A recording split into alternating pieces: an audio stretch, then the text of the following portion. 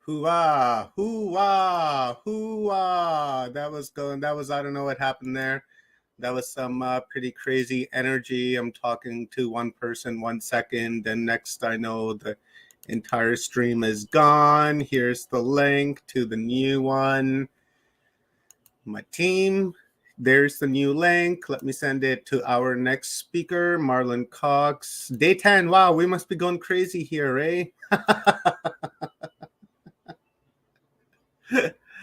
Love it, love it. This is an adventure. So I've got it going on over there, and I've sent it to my team over here. Let me send it to Rob. I don't know what's going on. They could still be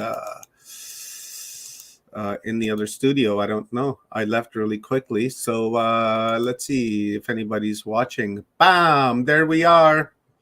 I'm in here with the studio by myself. I don't even know what happened. Something else, huh? Hey, what happened? What happened? What happened? They're over there making it private on the other side. So to make sure that nobody gets cracked for that one. What happened with the stream? Like, what went Dr. down? Joan was in click mode and she hit end stream because she thought like she felt she was going to leave and she hit end stream by accident. It's like, oh man. She's like, all right, guys, I'll see you later. And then she's like, uh-oh, I almost just took us out. And then I was like, no, Dr. Joan, you did. And she was like, no, all right, I'm out of here. And then she took off. I was like, no, what are you doing? Okay, let me jump in here while I have the opportunity. I am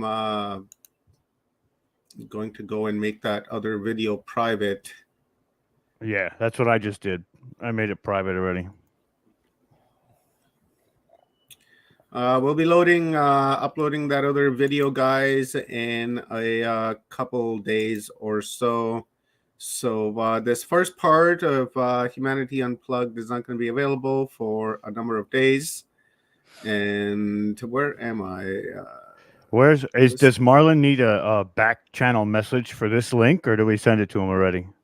I've sent this link to Marlon already. I sent it to him just right after I sent it to you guys. Okay. So let me give Marlon a call back because I believe he's ready. Let me shoot him a message. Yeah.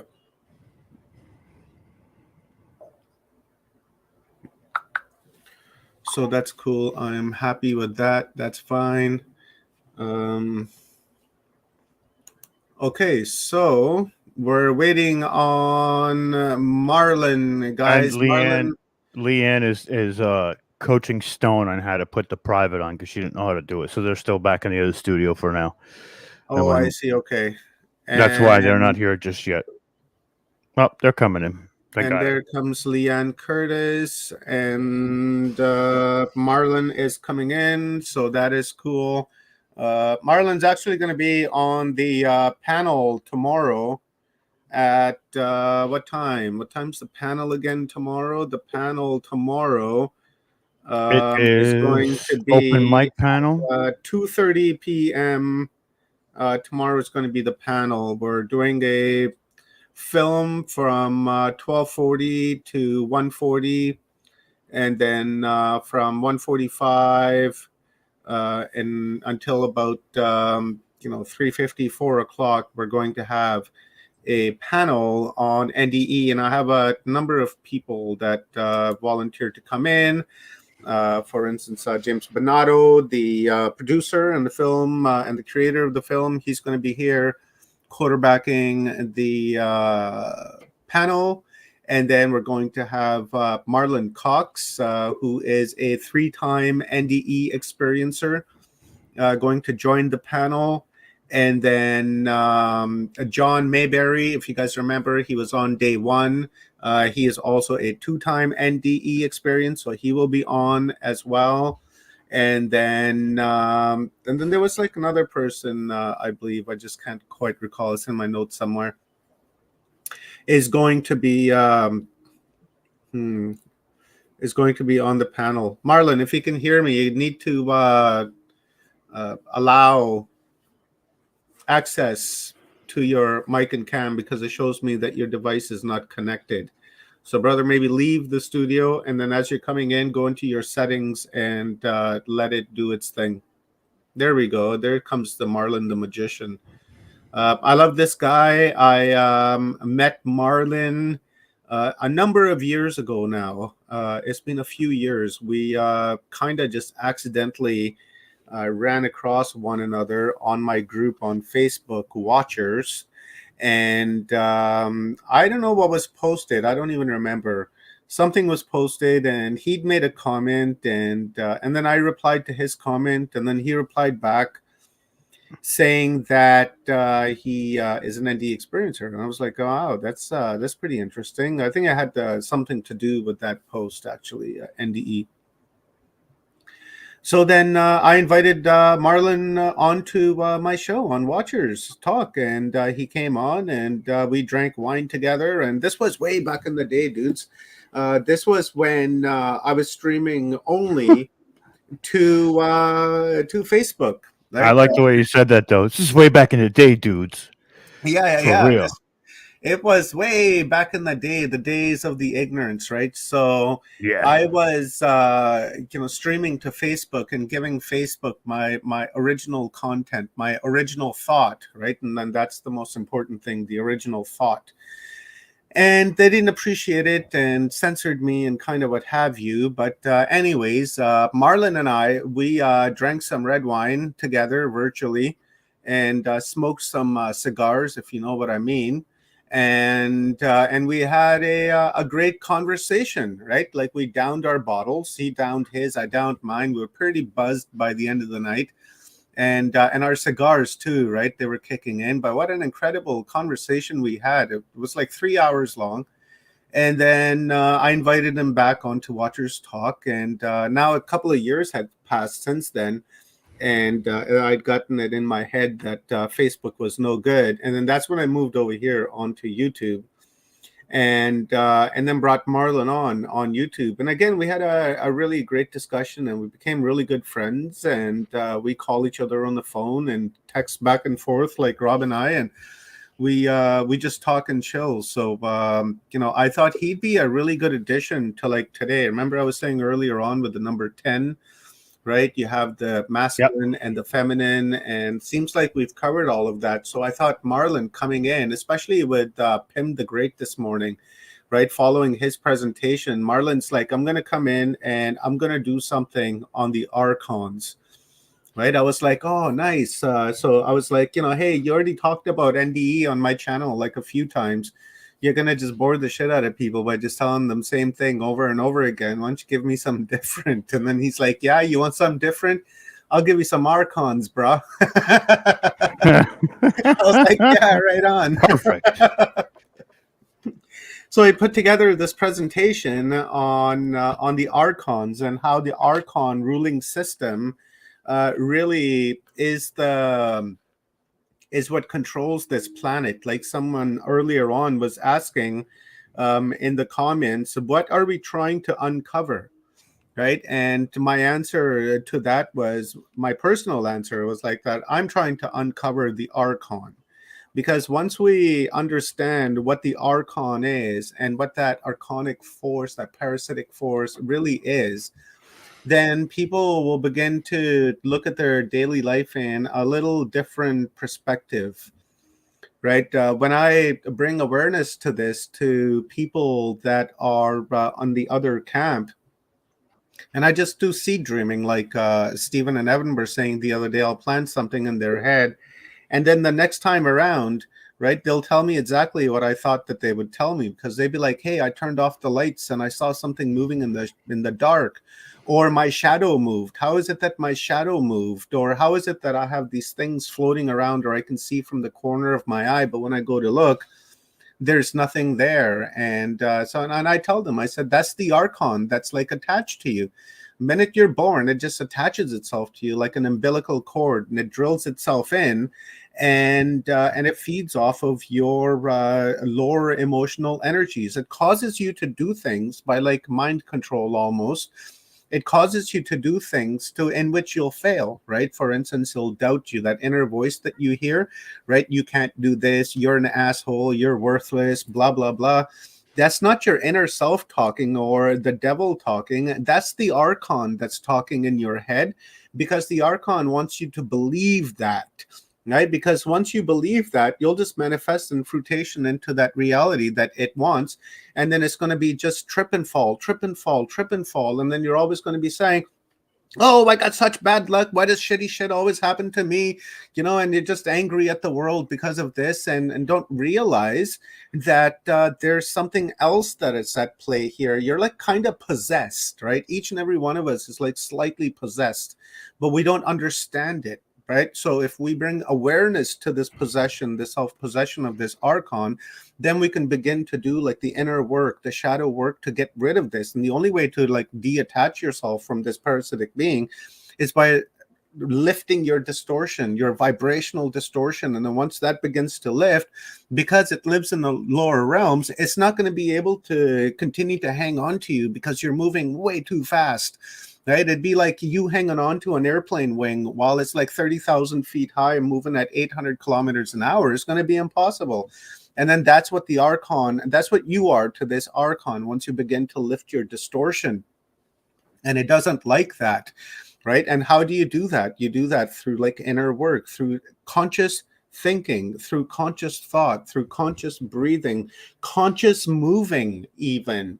Being aware that my hand is over here. You may not realize, subconsciously that your hand is sitting on your lap, but if you become consciously aware that your hand is sitting on your lap, then you won't forget that. Even if you're watching TV, you'll remember that your hand is on your lap. Why is that important? It's important because you're in the present.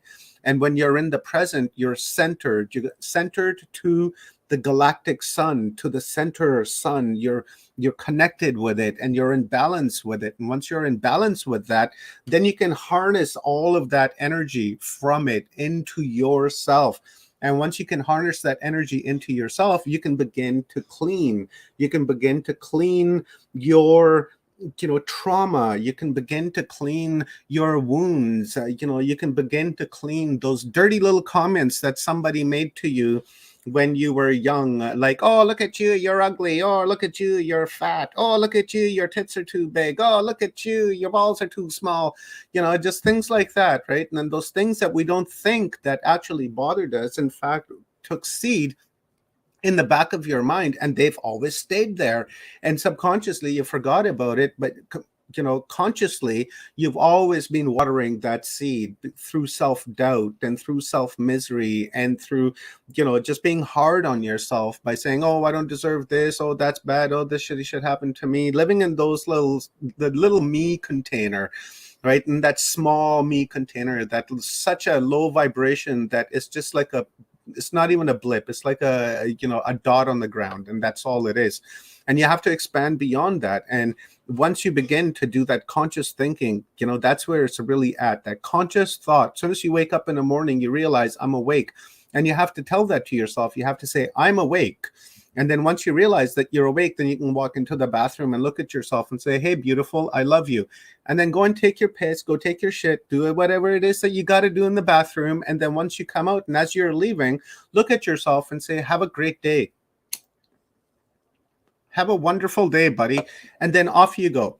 And then you go and do whatever it is that you're doing, and just keep doing it. And then be aware of what you're doing. Be aware of the thoughts that are going through your head. Because remember earlier we were being told that if you take your thoughts make energy. And then if you give that energy any more energy, it's going to go out and it's going to fruit itself and it's going to come back and it's going to kick your ass.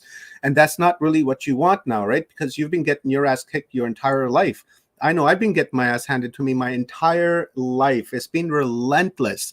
But when it stopped, when I got love into my life, and that happened when I met my wife, I got love into my life, and suddenly my vibration, my distortion, and my alignment to the center started to come together. And then once I was introduced to that, I was like, hey, I like this. It's like heroin. I want more. And then it gave me more. My wife gave me more, and I got more and more and more. And I got addicted to it. And then I got so much of it. I was like, okay, I want to give some out. So I began giving it out. And then I became aware that I was giving it out. And then I became aware of my thoughts, of what I was thinking. So when I'm sitting here and these thoughts are running through my head, when I get encountered with a negative thought, that is an archon that's trying to attack me. It's trying to like re-immerse itself into me by taking his dirty little tentacle and stick it in my belly button, or maybe up my ass, or maybe in my ears, like who knows where it wants to go, but it definitely wants to attach itself to you because it wants you. You're its food. Right? It's like, if there was, if you were starving and somebody gave you a banana and you ate half that banana and somebody else came along and wanted to try to take that banana from you, you would fight, right? You'd be like, no, I don't want to give you this banana because I don't know next time I'm going to get a banana. Well, if you're in that service to the self kind of deal, right? I know I would give my half banana away. I'd be like, okay, here, you can take a quarter and you can take a quarter. I'll have a quarter and this guy can have a quarter. That's service to the self. But unfortunately, a lot of people are not like that. They just want for themselves, right? So the archon is the same thing. It just wants. It looks at you like a chicken, right? You're a chicken that's being reared just like we rear chickens. So imagine that, right? In its perception, you're a chicken, right? And that's terrible because you're not a chicken. You're a human being, right? It's funny, right? You're a meat suit of this human body, of this bipedal knuckle dragger that you've, inhabited with your 26 grams for X amount of years. And it wants that energy. So it keeps you in that low vibration. And then, what it does? It's like it's like that trickster god that we were talking about earlier. What it does is it allows you to have like an achievement. And then when you get that achievement, the next day or a few days later, it'll downplay that achievement on you, and it'll try to do something where that achievement gets taken away from you, or something is interfered with your plan so that your plan can't be carried through, so you can't see out your goal. But it had you like riled up to here thinking that you were about to succeed, and then it brings you tumbling down. And that's exactly what its method is. That's where it wants you. It wants to bring you really, really, really high, because the higher you go,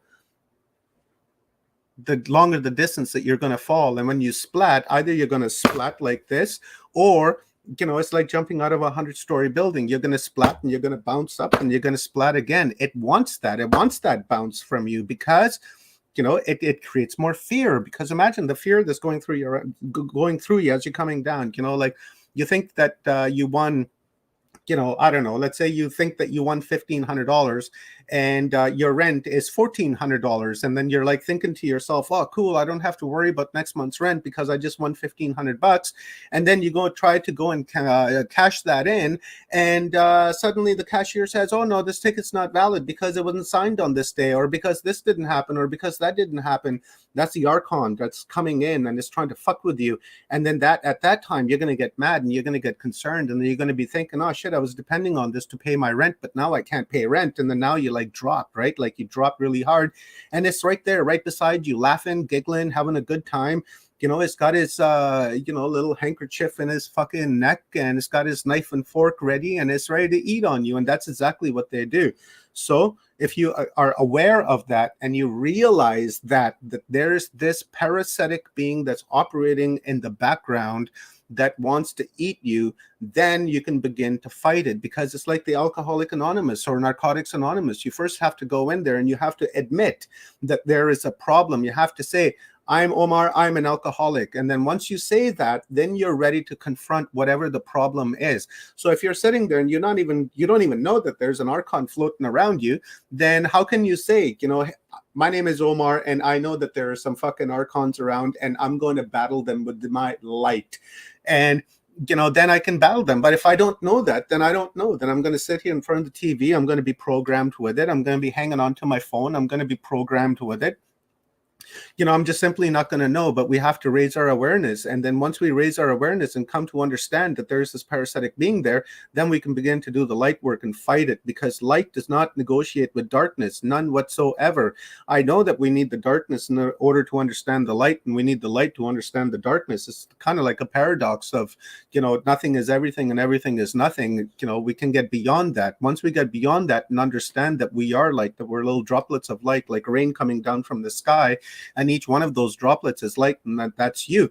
Once you land on the ground, you can do your work. You can go into the ground, you can help the grass grow, you can feed the mushrooms, you can do like lots of things with that little drop of water, and with that little drop of light that you have, you can defeat the entire archonic force, because these are the things that rule us. At one time, way long ago, the great Zulu shaman Credo Mutwa talked about this, about the two Chitahuri brothers that were like reptilian archonic type of things, and they used to vibrate at a distortion similar to us, and they used to cohabit with us, and they used to live with us.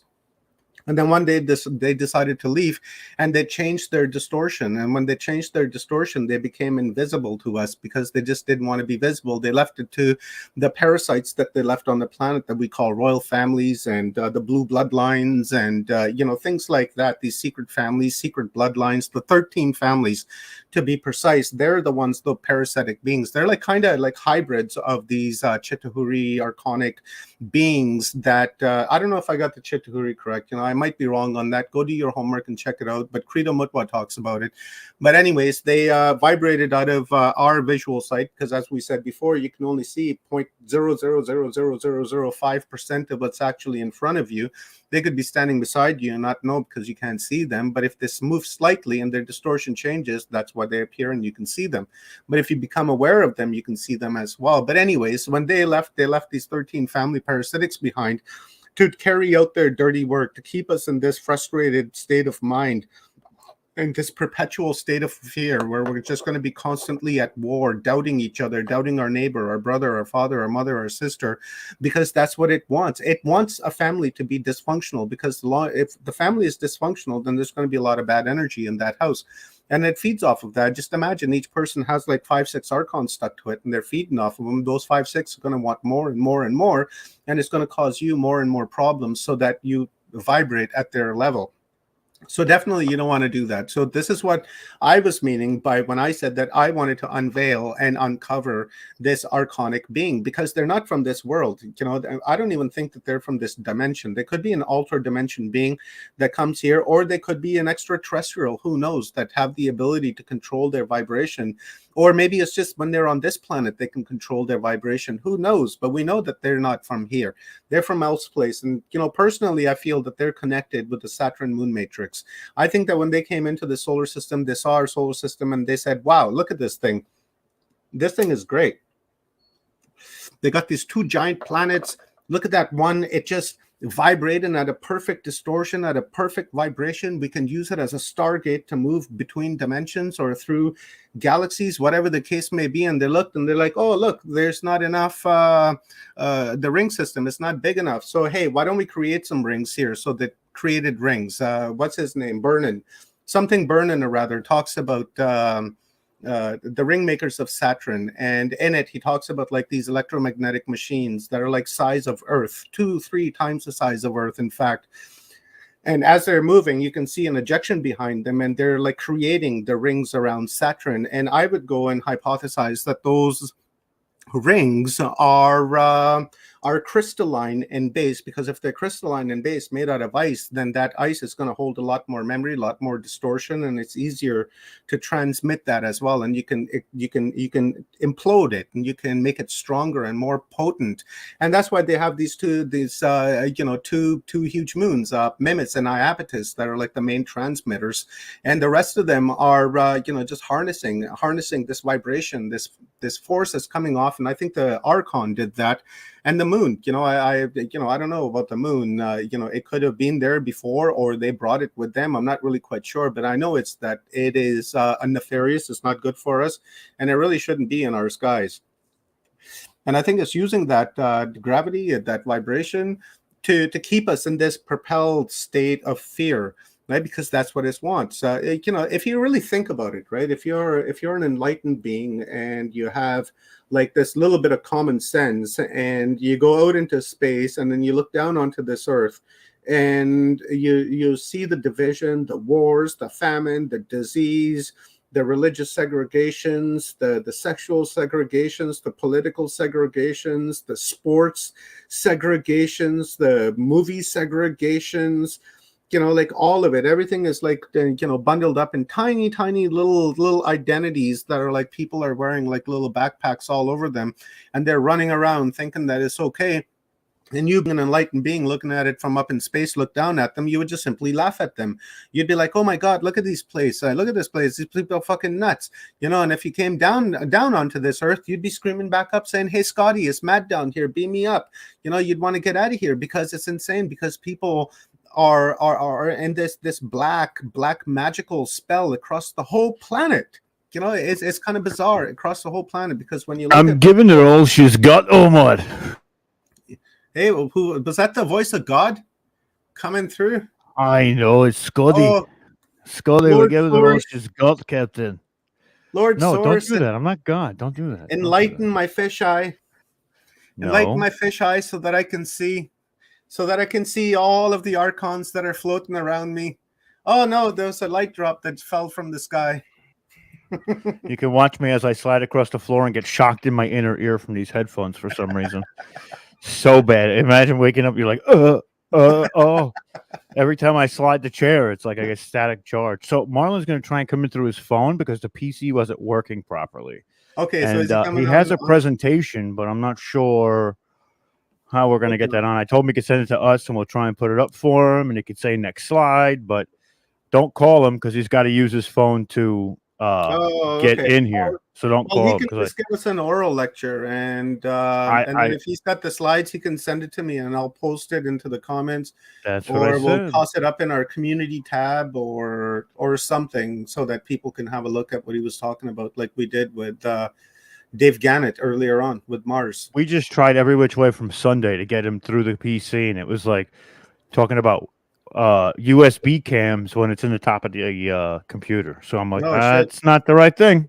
That's not it, I don't think. But now my nose is itching. It's getting crazy. That was Dave Gannett earlier on today. That was, what time was Dave Gannett on? Dave Gannett was on, I think, like a 3:40. I think Dave Gannett was on 2:50. It's a different time for me. It's a different time for me. Yeah, you're saying, because you're talking right now like it's 6 o'clock, 6:50, and I'm like, nope, it's almost 10 o'clock over here. So it's the archons causing the problem. I would assume so and say yes. I would assume so and say yes. Stone's saying it's 2:50. It's like midday for her. Or is it mid-morning? Mid-morning. Ooh. 2:50 a.m. Okay. It is 2:42 p.m. on the 22nd of March. That's not true. That's not true. That's the future. Yep. And I just want to jump in. I just want to say something, Omar. You were talking about the parasitical attachment entities.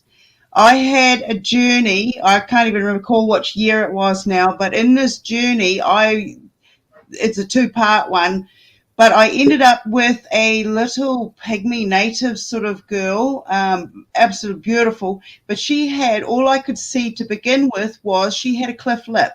Okay, it was really bad. It went up. It had this weird squint thing going on, and for some reason, she was ostracized from the rest of the class. And I don't even know how I got there.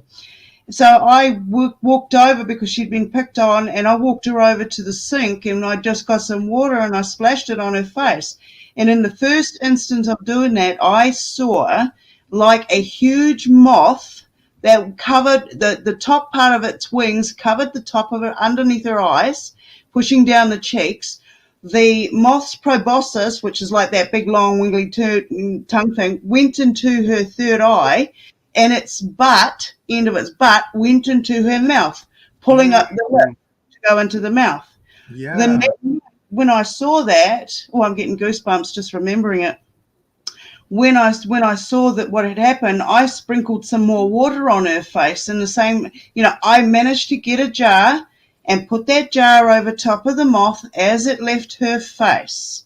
Later on, within this encounter, I went to her village, and everybody in the village had the same thing. So I did the same thing, and the transformation was absolutely amazing. I caught all of those little moths. They all went into a jar, and as I watched it, they all melded into one moth that broke out of the jar and took off. That's amazing. It was Wow.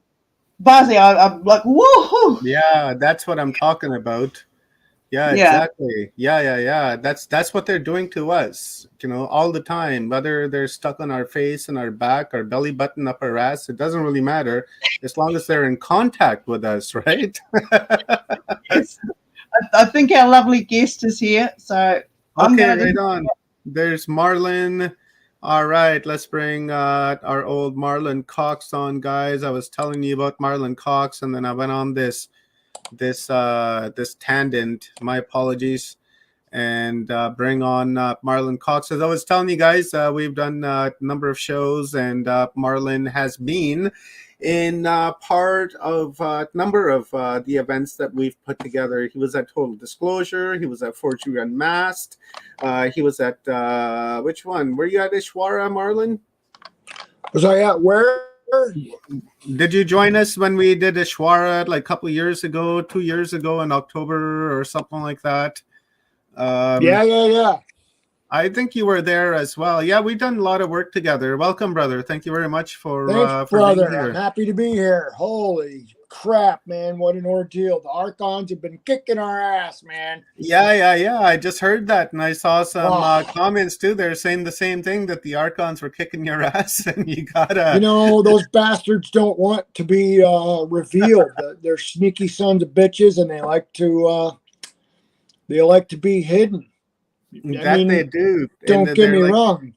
They're egotistical bastards too, but But without any creative visualization, they don't have any artistic skills, and they don't have any creative skills, and they have no creational skills, and they can't think outside the cube, right? Because they're stuck inside the cube, and that's why the things that they do appear to us to be like really stupid, right? Like I don't know.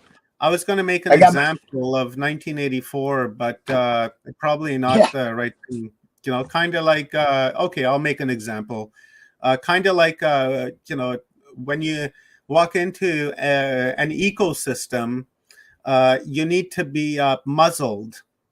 But once you settle into your ecosystem, it's okay. You don't have to be muzzled, right? And that's the non-creative thinking. It appears stupid to us, right? Like we ask questions as to like, why? That doesn't make any sense. What's the difference between this and that? But because it has no creational skills, that's what it can do, and that's it. And it thinks that it's doing the right job, but it's actually not.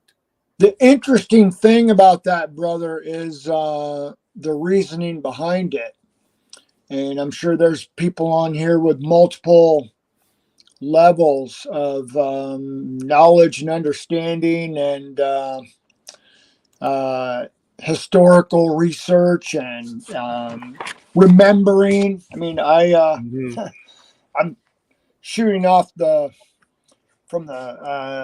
from the cuff right now because they were kicking my ass today with time. I ran out of time. Son of a bitch. It's okay as long as we have an awareness of them and are aware that they're around and they're fucking with us. Then we can combat them, right? We can put on our brass knuckles and say, okay, I'm ready to align your chakras, mofo. And then go to war with them. But if you don't know that they exist, then you can't really beat them. So I put together, and I meant to make one. We'll have to see about having another discussion and further deeper discussion on this because I would like to do a much longer, much deeper presentation on this from what I've learned, remembered, and researched over the years than what I have now. But I'm going to send this to you now so we can put it up on the screen. Because I just could not overcome. I don't know what the hell happened to my laptop. Because last time we did a show, I didn't have a problem at all with getting on. It's all good, not- homie. You know, I had a plan to do that already. That at the conclusion of this event, I'm going to go back to the top of the list, and then I'm going to bring every person that did a presentation here on Humanity Unplugged, and then do a one-on-one session with them with like an hour and a half, 2 hours, and break down their presentation and really go into depth to understand what they were saying. Like this right here is kind of more like an orientation, right? Quick, quick, what do you call those? Highlight marker kind of conversation, right? Presentations where you talk about one point to the next, to the next, to the next, and you don't really have the opportunity to go in depth. That's the thing that I don't like about conferences, but the thing I like about conferences is the energy and the information that comes out. But what I do like about it is that afterwards, when we do the one-on-one, then we can break everything down and have that deep discussion. And I'm going to do the same thing with you. Yeah, that's awesome, man. I look forward to that. So I was just trying to visualize, who was going to be on. And I mean, I've been plastering it all over my page and sharing it on Telegram and trying to get the word out there because, as most everybody knows, we're right in the middle of the awakening, for lack of a better description. I know it sounds cliche, but it is what it is. It doesn't matter. We are in the middle of a ascension level point here right now. Timelines are splitting. Schumann resonance is off the charts. It's happening, right? It really is. It's truly happening. Hey, I'm going to give you the screen and give us an upload, brother. I'll be sitting here listening, and if I got any questions come in, I'll rudely jump in and I'll ask you. I just sent you the PowerPoint on your Watchers Talk 222 at Gmail email. Did you get it? Okay, cool. I'm gonna go and look at that right now. I can download it and bring it up here on my end. Yeah, that'd be awesome because there's no other way to do it because I can't get access on my laptop. So I'll pull it up here. I got it. So here, I'll do this. I'll do this, brother. Why don't you? I'll put you on full screen. I'll put you on full screen. Give us an intro download, and then while I bring this up onto the screen, give us an introduction to this, and then once I got the presentation up, I'll give you a shout out that I got it, and then I'll bring it on. Cool, yeah, and we can just click through the slides because basically what I did was I put together a quick, really quick history on my research and background. I apologize for my face, everybody. I had gotten a wrestling match with one of our lovely native, non-native intrusive species trees, a Brazilian pepperwood, and it got all over my face and it's all over me everywhere. It's like just as bad, if not worse, than poison oak. So my eyeball was swollen shut this morning. Looked like I got hit by a truck. Anyway, bro, you're making me itchy. Yeah. Woo-wee. Yeah, it's no fun, man. I got your presentation. I'm gonna load it up right now. Okay, cool. So, man, I'm trying to remember when I really first started doing a deep dive on this.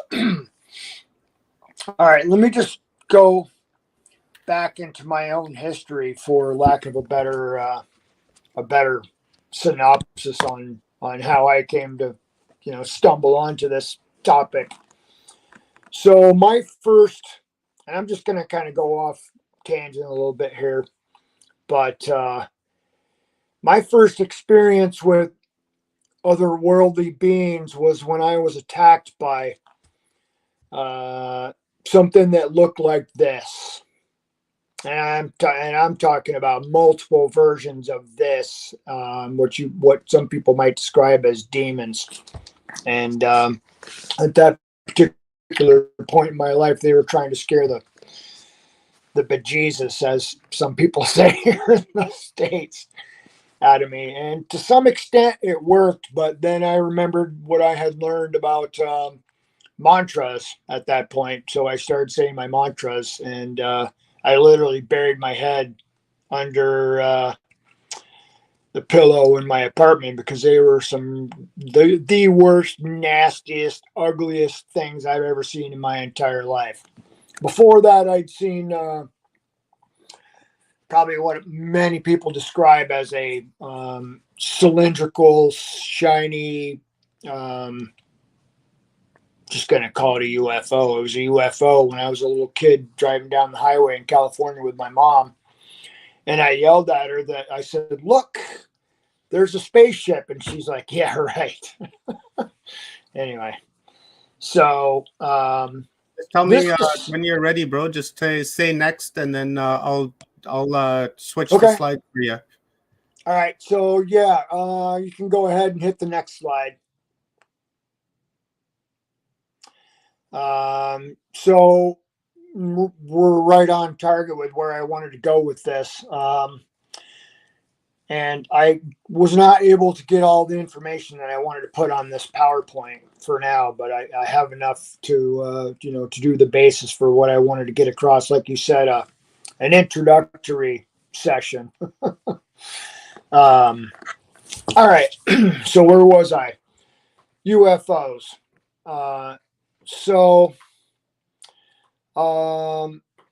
When you think about the implications of the discussions about archons, off-world beings, I'm just going to throw out the movie Jupiter Ascending right there. I don't know how many people on the show that are watching have seen that.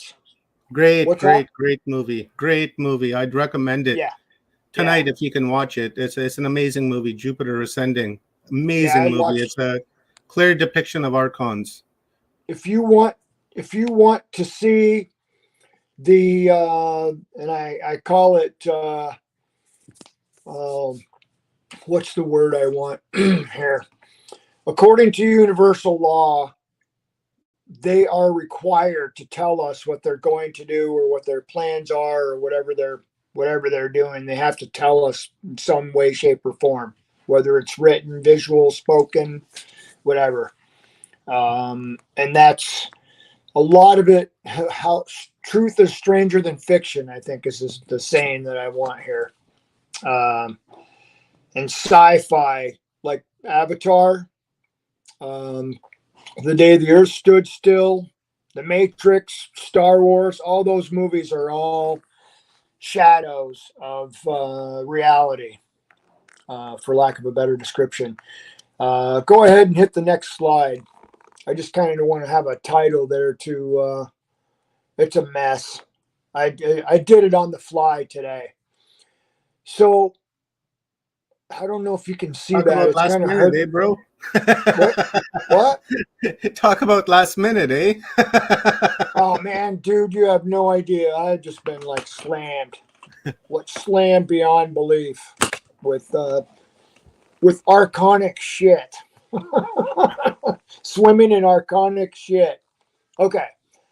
So this was one of the titles of the and I can't read that because I'm seeing this live 42 minutes here on the screen. It's blocking that. Hammadi Scrolls, Alien Archons, Gnostic Gospels. Okay, so what I wanted to say was that I'm not doing this presentation as a representation of my own deep set personal views or beliefs per se. This is only my opinion based upon what I've learned, what I've discovered, what I've remembered. I've been curious about this subject since the earliest days of my discovery that sci-fi is not that far removed, which I was just talking about, from the truth about our ancient history, heritage as human sentient beings. And I just wanted to say that there's people out there who have much more experience, much more background, about certain things like ancient aliens, and I can think of a few people right off the top of my head that probably can easily replace me to do this particular show. But I've dug down deep in the rabbit hole and found out some pretty interesting things. And when I mentioned some of the things that I found in my travels, people have never heard of, for example, the electric wars. I mean, I've asked tons of people, excuse me, if they've ever heard of the electric wars, and they're like, no, what's that? Next slide, please. So the electric wars goes back to, I'm sure many people have heard of the ancient builder race. Yes, no? How about you, Omar? Have you heard of the ancient builder race? Oh yeah, I'm Okay. very familiar with them. Okay, so I stumbled on, and I don't believe in mistakes or what's the word, coincidences. I believe I stumbled onto that for a reason. I wasn't even looking for the paper that I found. One of those 2 o'clock in the morning, surfing the internet, surfing the web. And I've seen it in Gnosticism, certain religious aspects that are related to it, builders of the physical universe. So people automatically assume right off the top of their head that, number one, God is a bearded old dude sitting up in a cloud with a rod of judgment, and that's their perception of God, and that's okay. And Jesus is God in the flesh, his son, part of the Trinity, the Holy Spirit. I was there. I was a full-blown holy roller, speaking in tongues. I think we had this discussion before. Born-again Christian, steeped deeply into the religious aspects of Pentecostal Christianity. And that particular belief system, just after a while, it wasn't enough. I wasn't being fed the information that I wanted. I was like an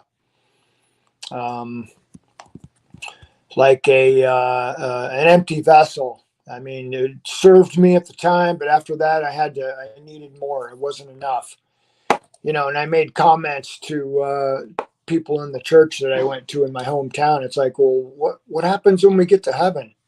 What are we going to do? Are we going to sit around and I'm not trying to say this to offend anybody at all who are deeply religious in any way, shape, or form. But, my questions were like, what are we going to do when we're in heaven? Are we going to sit around and weave baskets forever? And I got some, some pretty strange looks. They're like, where'd you come from? So, that was where that well, I'm actually not from this planet statement started coming from. Just out of nowhere. Poof! Ever say that just off the top of your head? Yeah, I'm not really from this planet. But anyway. So I started doing whatever research I could in books, and the internet was non-existent back in the mid to late 70s. Didn't really come into play till the mid 80s. I bought a Tandy TL1000 and tore it apart. Literally tore it apart. Tore the motherboard out, power supply, all the network cards. Put it back together. Had a stack of 3.5-inch floppy disks that high, and reprogrammed it and started up in DOS, and that's how I, basically learned, computer 101 way back in 85 or 84, 85, 86 when the Commodore 64 came out. So on that note, I personally believe that computers and cell phones and all this technology that we used to see, this was some of their technology that got leaked out. Like, for example, the some of the things that got leaked out from Roswell. Going back to my first UFO I saw as a child, the second one, well, actually there was three.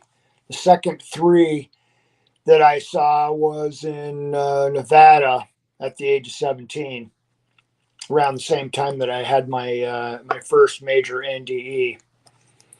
And they were going a minimum of 2,000 miles an hour. And they basically, there was three of them in a formation, and they went from over somewhere around the area of Area 51 in relationship to where I was in Nevada, and they went 500 miles in less than a split second.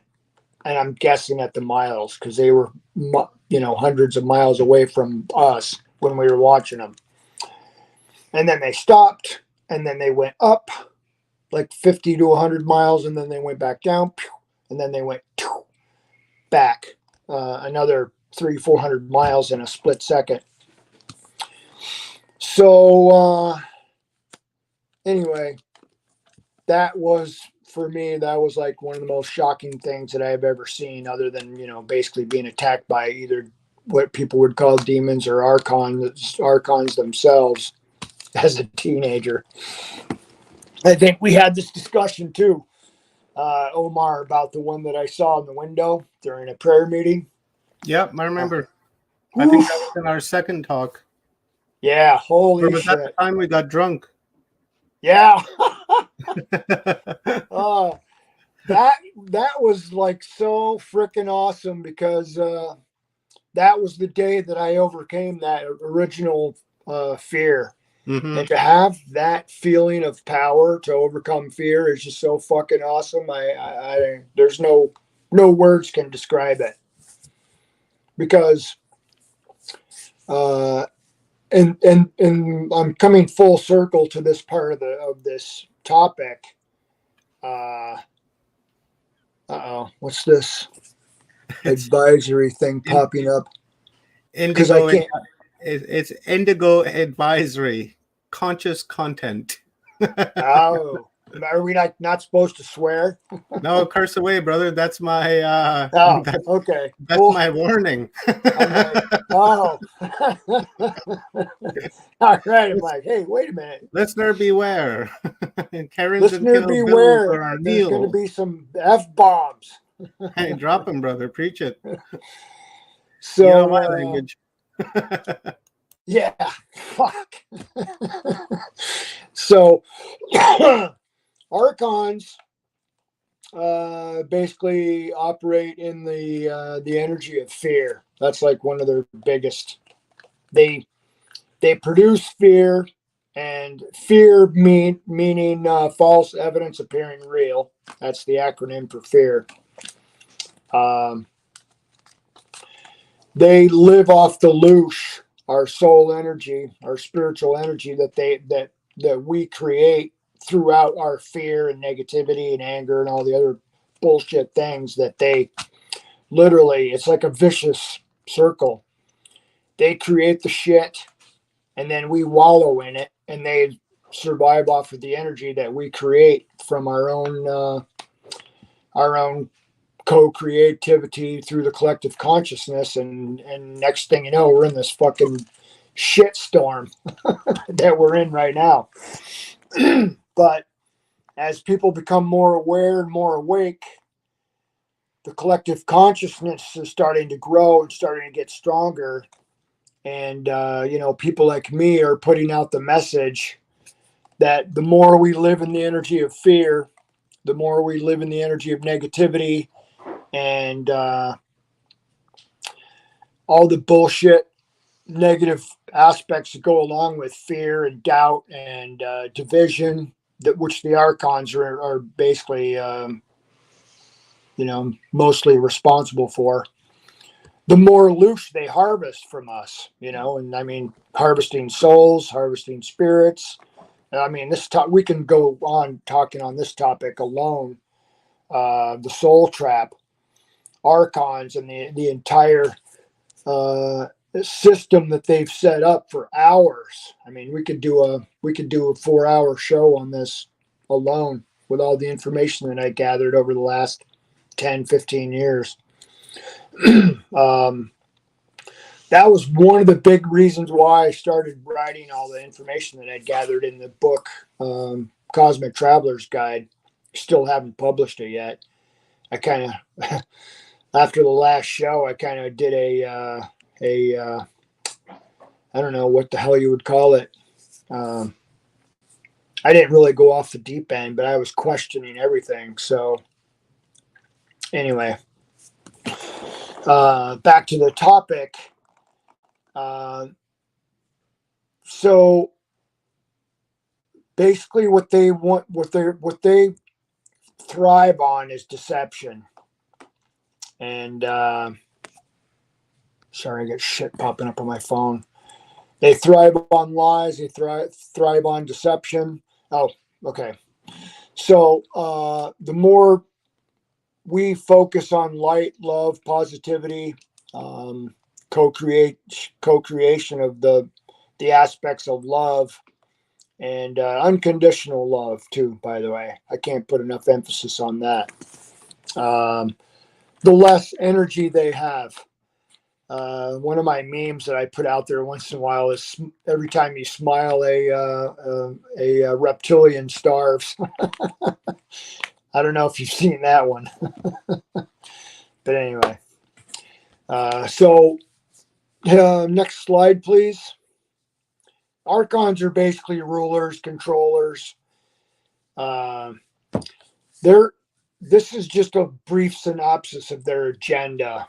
And, you know, Archon and Gnosticism basically talks about rulers, gods, and humanity. In our attempts to understand the appearances of alien beings, decided to call them gods, as that was the earliest description in the human language for such a description of what they were.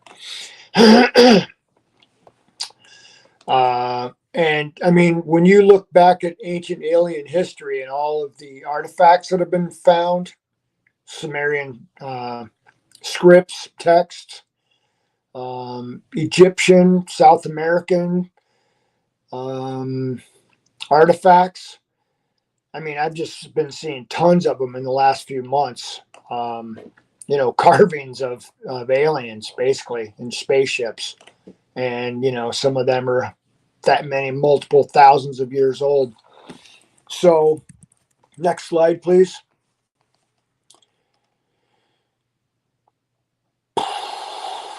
The information that I found in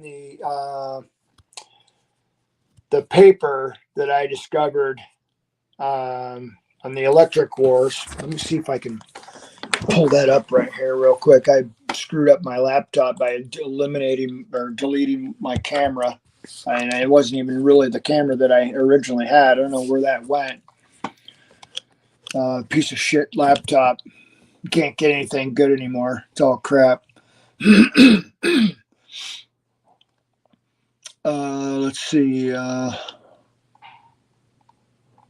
History of the electric wars. What in the fuck are the electric wars? Okay. So I'm sure many people have heard of Lord Enkai. And Marduk.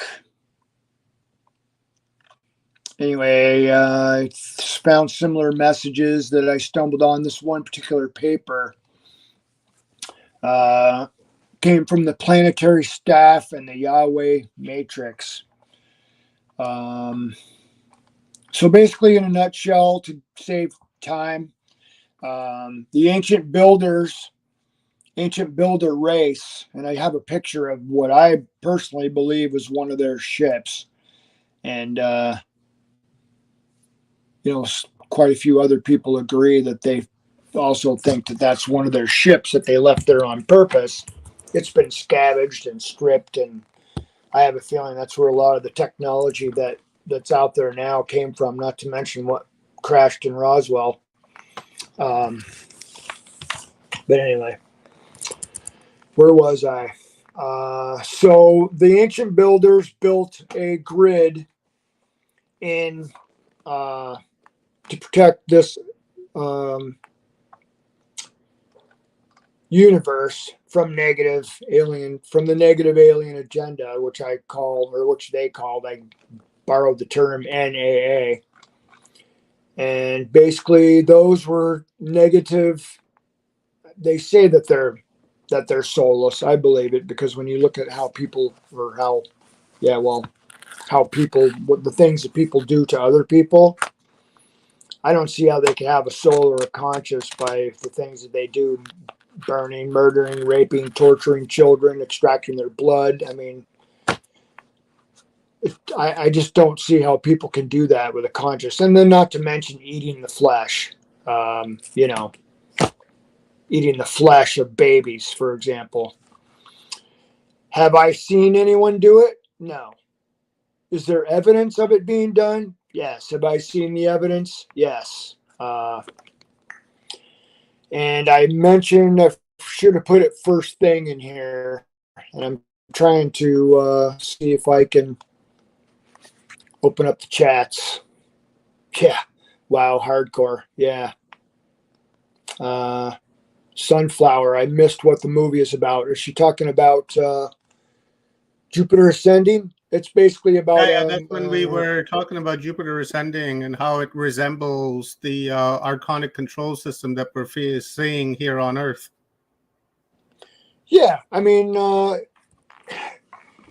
I try to say this as gently and delicately as possible, because I've gotten to the point in my age now where I don't judge. I try not to judge people, because it's just a waste of time. Judgment is reserved for people who have nothing better to do. Okay. But anyway, yeah. So they put up this grid to keep out negative aliens and to stop their negative alien agenda, which is basically the Archons are not the ancient builders, and they also introduced and came in with AI, and that AI is totally soulless, definitely soulless. And so are, I believe, Archons and reptilians. I'm just scrolling down through this paper because it's, to me, it's just a huge amount of information, 28 pages, plus I added a few of my own notes in here. It's going to be in my book if I ever get it published. I'd like to, because I think people really want to know what the fuck is going on to some extent. I mean, like I said, when you're living in a holographic reality that's co-created by the collective consciousness, and, a lot of people might say I'm full of shit if I say this, but I'm thinking that to some extent, the collective unconsciousness even co-creates some of the shit that we don't want to put up with. And that's why we're getting so frustrated when I wish people would fucking wake up. Excuse me. Sorry. Anyway, I forget sometimes that, it takes patience, because not everybody wakes up like that. So anyway, when the grid went down and the Archons and the AI that came with them, basically grays, tall grays, short grays, I want to say tall grays, came in. They created what's called the Beast Machine. And this is very important, because this ties into what's going on right now with the axis of the planet.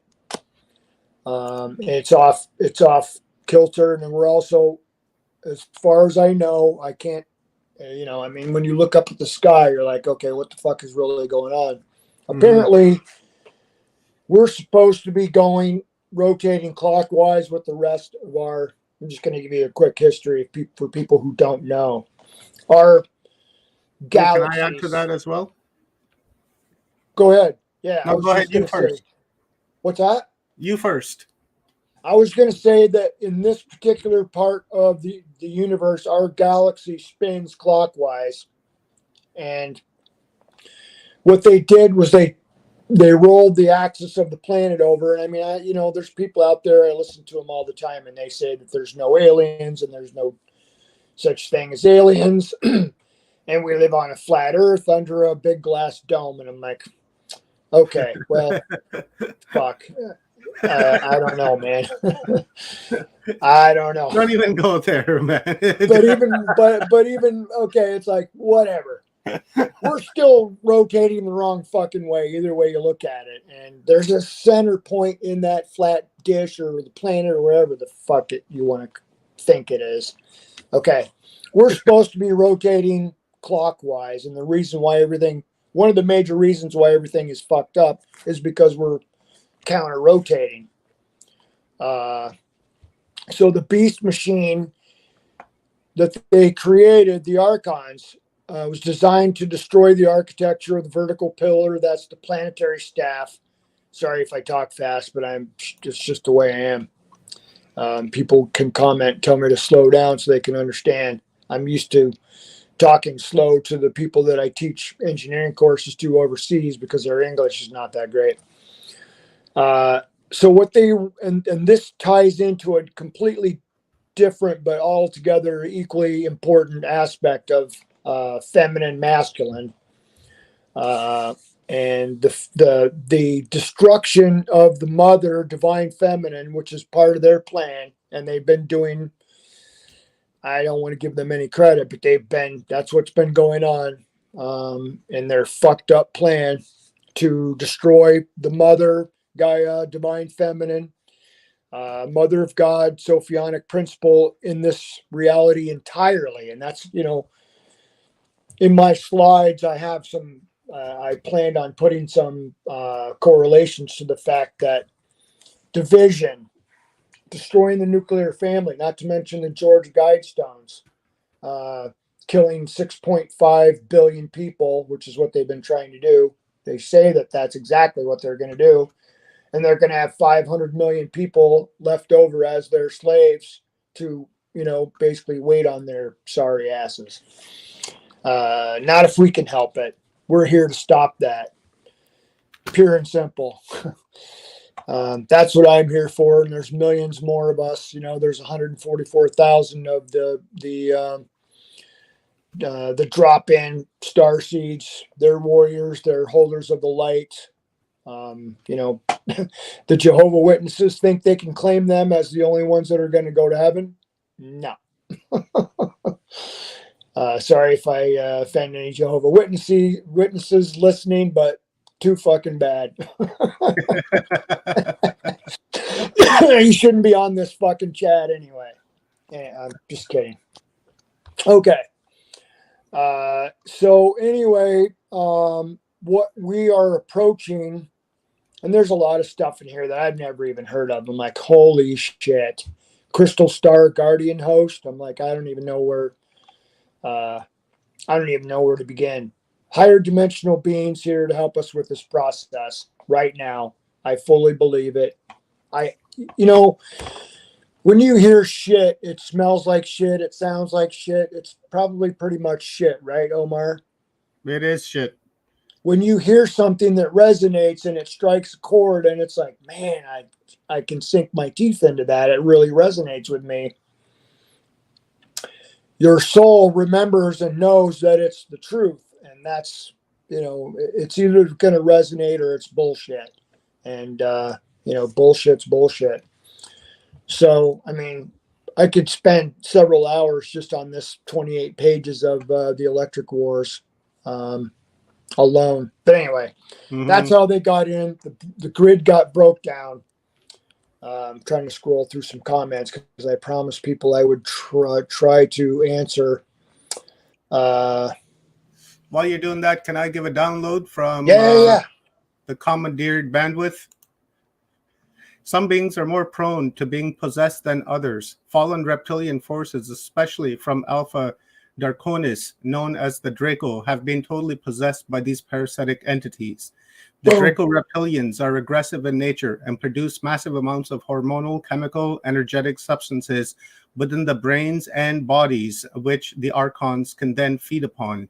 It is a symbiotic relationship. The Archonic entity possesses the mind matrix of the Draco reptilian and stimulates his thinking into demonic, negative, dark thoughts, possesses which directly influence the creation of hormonal, chemical, and energetic food within the reptilian body. The Archon lives within the mind matrix of the host being, stimulating it into creating a reality which the Archon can then live within and inhabit. The Archons cannot create reality for themselves. They have long since severed their connection with the love and light of the universal dreamer, and therefore no longer have the ability to create. The ability to create comes directly from the creator of this universe. The Archons no longer have this ability and therefore can only copy the inspired thought of other lower dimensional beings. They inhabit beings as existing in the lower levels and cause them to use their divine inherited creative ability to create realities which run along the designs of the Archonic agenda. These realities are especially dark and controlling, as it is within these kinds of reality beings are so easily led. The further into dark realities a being falls, the easier it is controlled and possessed by one of these parasitic Archonic entities. These are especially tricky beings as they have the ability to slip in between dimensions within the lower levels. They can mimic and shift into other forms, and therefore deceiving beings into accepting their influence. Healers working on various dimensions have reported that these beings can operate on several levels at once and are intelligent enough to pass from one to another, often undetected. Often when we are battling demonic, often reptilian forces, we are not only battling actual reptilian beings existing in the fourth dimension, but we are also battling against an Archonic parasite which has possessed a reptilian being and is influencing his mind and behavior. The Archons have created a distortion within the mind matrix of our galaxy, and all beings operating in the lower levels within are under their influence to one degree or another. However, some are more genetically predisposed to being possessed by an archonic parasite than others. The reptilian genetic makeup, which creates a reptilian mind matrix, is easily infiltrated by these archonic parasites. Many of the wars fought in our galaxy in past and present eons were first triggered and then nurtured into being by the archonic mind predators. The galactic wars created immense pain for the galaxy and all beings which lived within it. The victims of these wars created massive amounts of emotional, energetic food for the swarming snake-like parasites. These negative energies not only nourish the Archons, it also caused them to increase in numbers. Yeah, that's awesome, man. There's a little download from Earth Frequency. Nice. So let's see. Sunflower said something for sure, but I'm not quite sure what she was referring to. Here's a question that Stay in love and highest vibration of love. Exactly. And that was going to be the final part of my they hate love. Somebody just said that. They can't stand love, unconditional love. If you have the essence of Christ consciousness, love within you, that's the strongest thing you can have. Not to mention, crystals that you fill, that have already been filled with thanks, green eggs. Heaven is here. I can't say this enough that one of the main reasons, and it's nothing personal towards you, Omar. I mean, I had to like go within and just like push out everything from the external. Do it, brother. I didn't even know what the hell was going on. I'm like, what the fuck is wrong with me? I had to like go deep back inside, man, do some major soul searching. And it just culminated and came back to the same thing I learned when I was 17, when I died and came back, that nothing else matters but love. I mean, there's no other. That's your strongest, most powerful weapon. The frequency of love and light are the two major, most powerful weapons that we possess. Mm-hmm. And you can go all the way back and forth across the spectrum. Now, another thing that I want to talk about at some point, not now, but is magnetism, frequencies, and magnetism. Huh? Is it on your slides? No. I'm gonna make a presentation. I'm gonna put it. Oh, in I there. see. Okay. That's the realm that I've been digging deep into, and like it's just like beating my brain up with this. Mm-hmm. With and Tesla is like, he's like my right up there with Jesus. Tesla and Jesus, man. They're like, and what he taught. And it's funny. I just looked at a license plate from one of my cars that's out in the garage, and it's 639 EE, and I'm like, holy shit! I never realized that. 369, the numbers of the universe. It was on my license plate. Anyway, so yeah, I like that mantra. But anyway, okay. So the thing that's been going on that a lot of people are, and I watch weather and the weather phenomena that's going on around the planet, because I'm always looking for clues and hints about what's going on to corroborate, what I believe is actually going on. Because there's so many people that I could talk to that would just look at me and their head would tilt and they'd be like, yeah, you're fucking nuts. And it's like, okay, yeah, you can say that all you want, but I'd be like, no, I've got two, but I'm not nuts. yeah.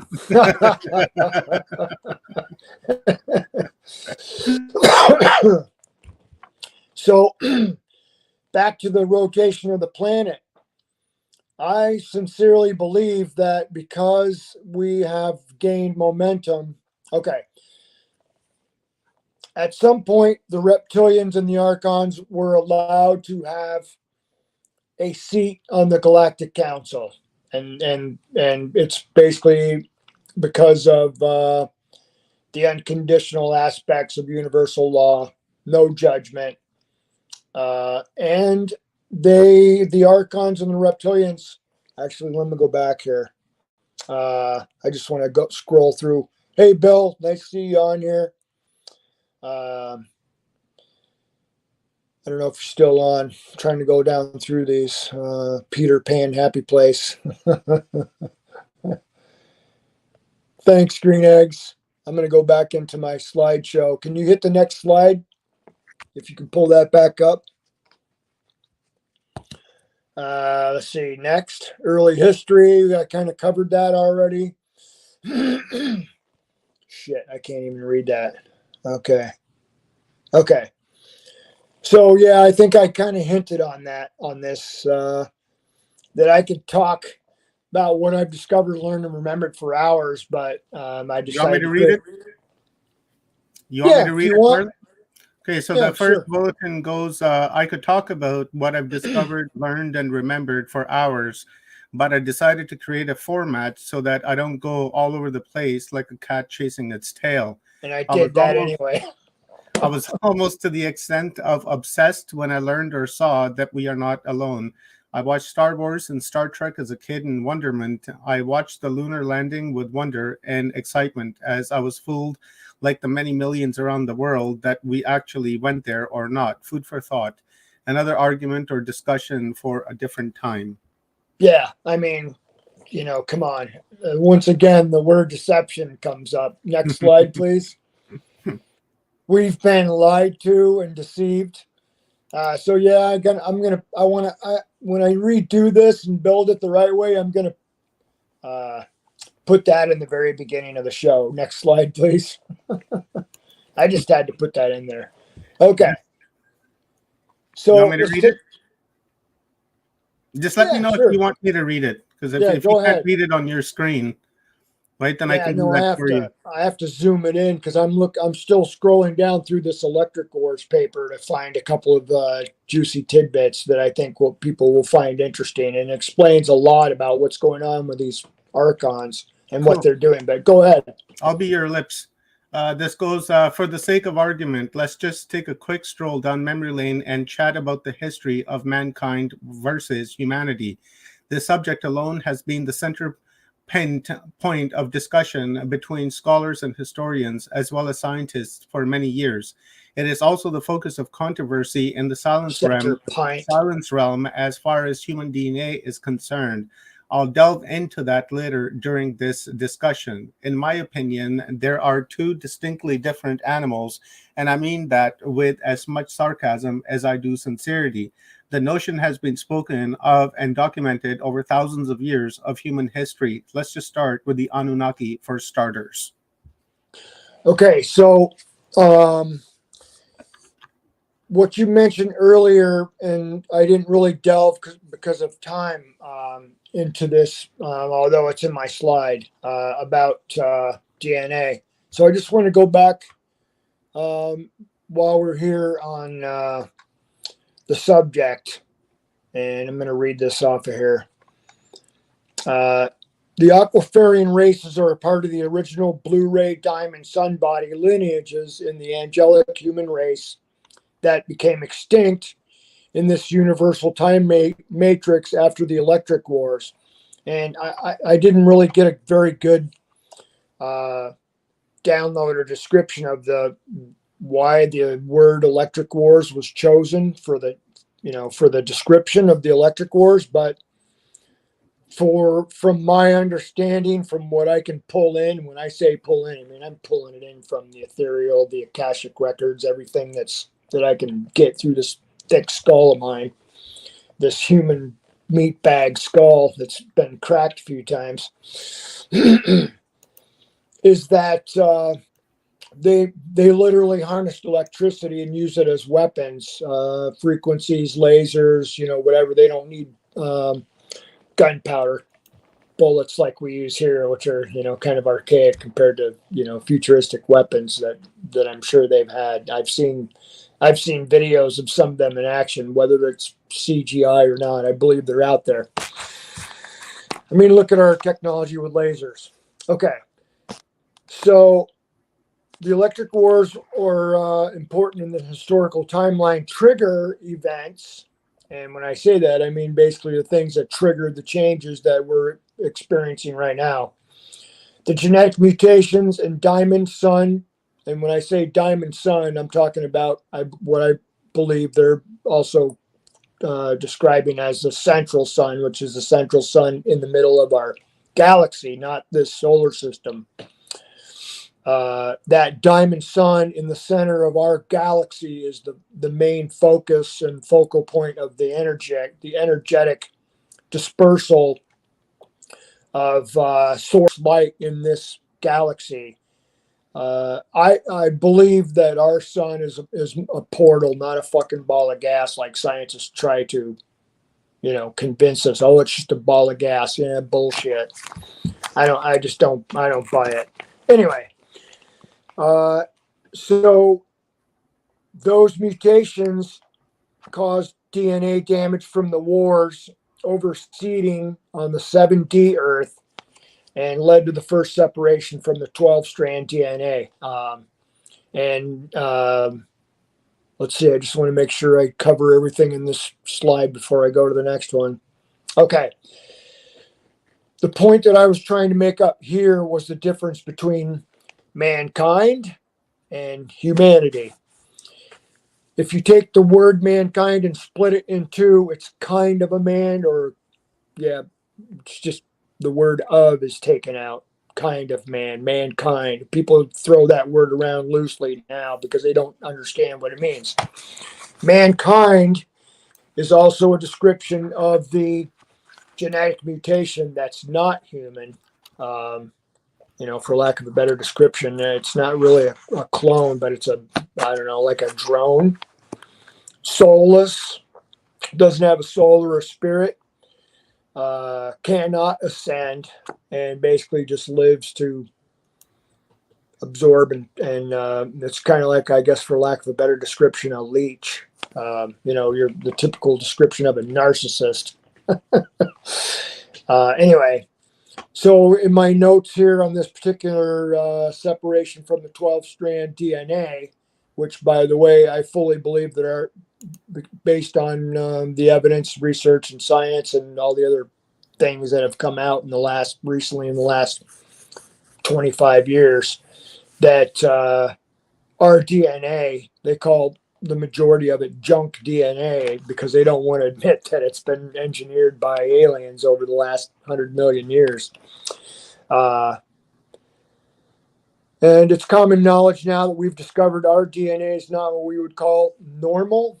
Some scientists and researchers have discovered that we, in fact, have alien extraterrestrial DNA from even further back than the Anunnaki, when they were upgrading us to be stronger, tougher slaves to dig in the gold mines, which is a whole nother discussion altogether. Regarding Nibiru and harvesting gold to try to save their own, the Nephilim, Anunnaki, jumped off Nibiru and basically turned us into slaves to harvest gold so they could try to use it to save their own atmosphere on Nibiru, which swings around into our own solar system. What's the cycle? Do you remember the cycle in years, Omar? No, I can't off the top of my head. Yeah, I forgot. It's like 6,000 years, I think.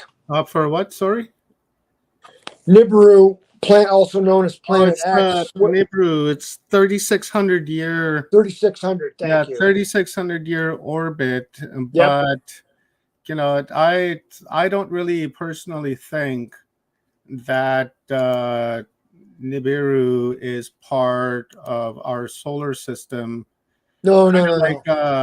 I agree. Yeah, kind of like what Dr. Lesson was saying the other day, and I concur with him, that I think that the 3,600 year cycle that they're talking about is that Nibiru, Planet X, whatever they want to call it, is part of a different solar system and is part of the Nemesis star system, our binary twin, right? It's a brown dwarf star, so that it can't be seen. And I would even go far as to suggest that our sun, because it doesn't have the density that the brown dwarf would have, is orbiting Nemesis rather than them both orbiting each other. I think our star is orbiting it, and every 3,600 years we come close enough so that they can travel from their solar system into our solar system. And that's why in ancient history we see a lot of reference in ancient literature, holy books and such, of rocket ships flying down to Earth,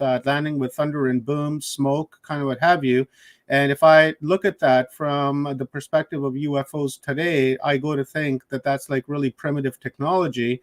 And that primitive technology back in the day would have been advanced technology to the humans here on Earth, possibly.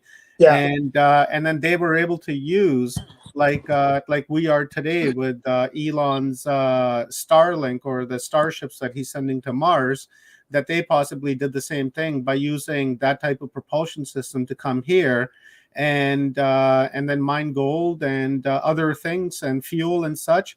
And that's also goes to explain their longevity, because I always put it into the example of, like, if you were biologically connected to Pluto and you were born on Pluto, and it takes Pluto 270 years to Earth years to orbit the sun, then how old would you be? Would you be 1 year old, or would you be 270 years old?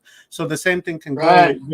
So the same thing can go with the Anunnaki, is that if they're biologically connected to their planet, then their longevity would be connected to their planet. So when they come here, they're, let's say, like their 3,600 year orbit around our sun is one of their years.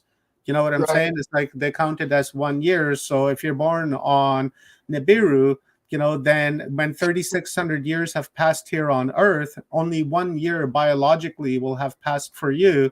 and that goes to explain the kings list that we find in the Samaria and Babylonia and all those places where they show us that these kings living for like 430,000 years, 500,000 years, and if you do the math on that and divide it by 3,600, then it kind of makes sense. And that, if somebody from Nibiru came here to Earth for, say, like a 10-year term, right? That 10-year term on 3,600 years, that's a lot of years.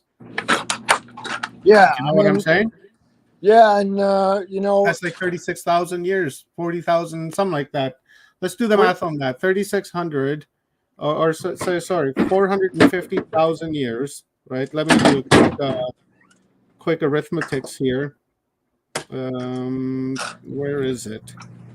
Where's the calculator? Look at the number of years people back 2,000 and 3,000 years ago. So if you got 430,000 years, right? 430,000 years, and then you would divide that by 3,600 year orbit, right? So that would equal, yeah, makes sense. So on their planet, they would be, after spending 430,000 years on Earth, that's 430,000 Earth years, according to their 3,600 year orbit, it would be 119 years old. They would be about 119 years old here on Earth. And who's to say that they're not like Noah and, and all these other biblical characters that have lived for like 800-900 years, right? 1,000 years. So what if they lived 1,000 years, 119 years, 120 years in their lifetime? Really wouldn't be all that much. It would be like doing a tour of duty. Cheers, right? mate. Yeah, cheers, man. And being an ambassador from Nibiru to Earth, and then you spend your time here, and then you go back. The next person comes in. They're the ambassador, the president, the emissary, whatever the case may be, the representative. And then they would spend, like 50 years, 60 years of their life, right? Of their lifetime. Yeah. And then on this Earth, tens of hundreds of thousands of years have passed. And that makes a lot more sense to me than this rogue planet that's in some orbit that we haven't spotted. We've been looking at the sky for thousands of years. And somebody would have pointed out, Nibiru, if it was, either on this orbit, or if it was on a side orbit, or if it was like that, doesn't matter what plane it was on. We've been watching this guy long enough to know that somebody would have spotted it, right? Somebody would have spotted that. No one spotted it. So, I would assume that is part of another solar system. Yeah. Good night, Heaven. Have a wonderful night. Thank you for joining us here this evening. Really appreciate it. Thank you for your support. I heard last year something about Nicodemus, or I can't remember, somebody way back, an ancient astronomer in the 12th century, maybe, that was they didn't crucify him, but they burned him at the stake, called him a witch because he was pointing out some astrological things that they're like, no, that's not part of the narrative. You can't go around teaching that stuff because it's not part of the lie that we fabricated. I'm like, holy shit. Wow. It's the stars, man. Come on. But anyway, I didn't mean to get off. Gerardo Bruno in 1600 was burnt at the stake. He was burned and was sentenced to burn to death by the Roman Inquisition for his heretical ideas, in which he refused to recant. It had been debated which of his ideas were found heretical, since the records of case have not been preserved. He was a philosopher and astronomer, and died February 17th, 1600, Rome. Thank you. That's like spot on, man. I came back to vindicate him. Here's a little interesting tidbit off the cuff. Gotcha, brother. I don't know if I told you this since the last time we all had a little gathering. I did a past life regression. Come to find out, I was an ambassador from Atlantis and I met the Lemurian ambassador that I had been working as a liaison back and forth between Atlantis and Lemuria to try to get the two of them to, chill out and stop, acting like a bunch of assholes, because Atlanteans were headstrong, controlling, and Lemurians were much more loving and, chill. And that was the main reason why. I mean, there's a whole other topic. How many more topics? We got so many topics we could talk about, man. The destruction of the planet that's now our asteroids floating around in our solar system. The soul knot, lot of souls came from the soul knot. There's just so much negative energy floating around and karma that has to be cleaned up from being murdered by reptilians multiple times and being wiped off your planet. That's why I put some of the stuff in this particular show to go backwards in history to kind of give us a little bit of a history lesson to tie everything together so that we can understand why things are so fucked up now. And I put emphasis on that because of the fact that we are dealing with division, sexual gender confusion, destruction of the divine feminine. The list just goes on and on and on.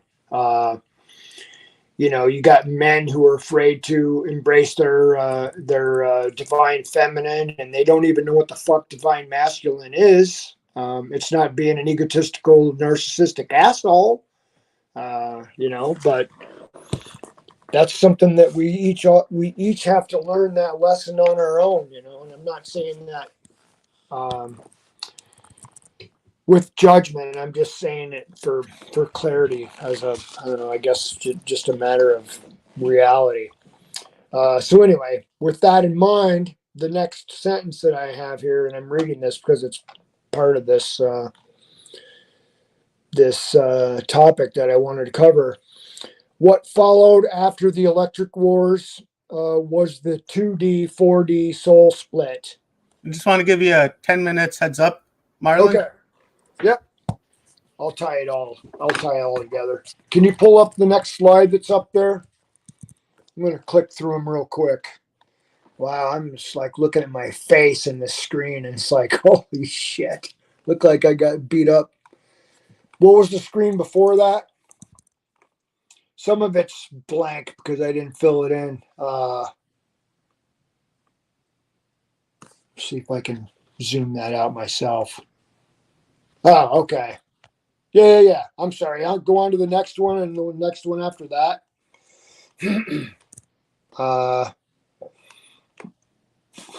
So yeah, this was just one of the books, one of the sources of information, and multiple sources of information you can go to and look for the history.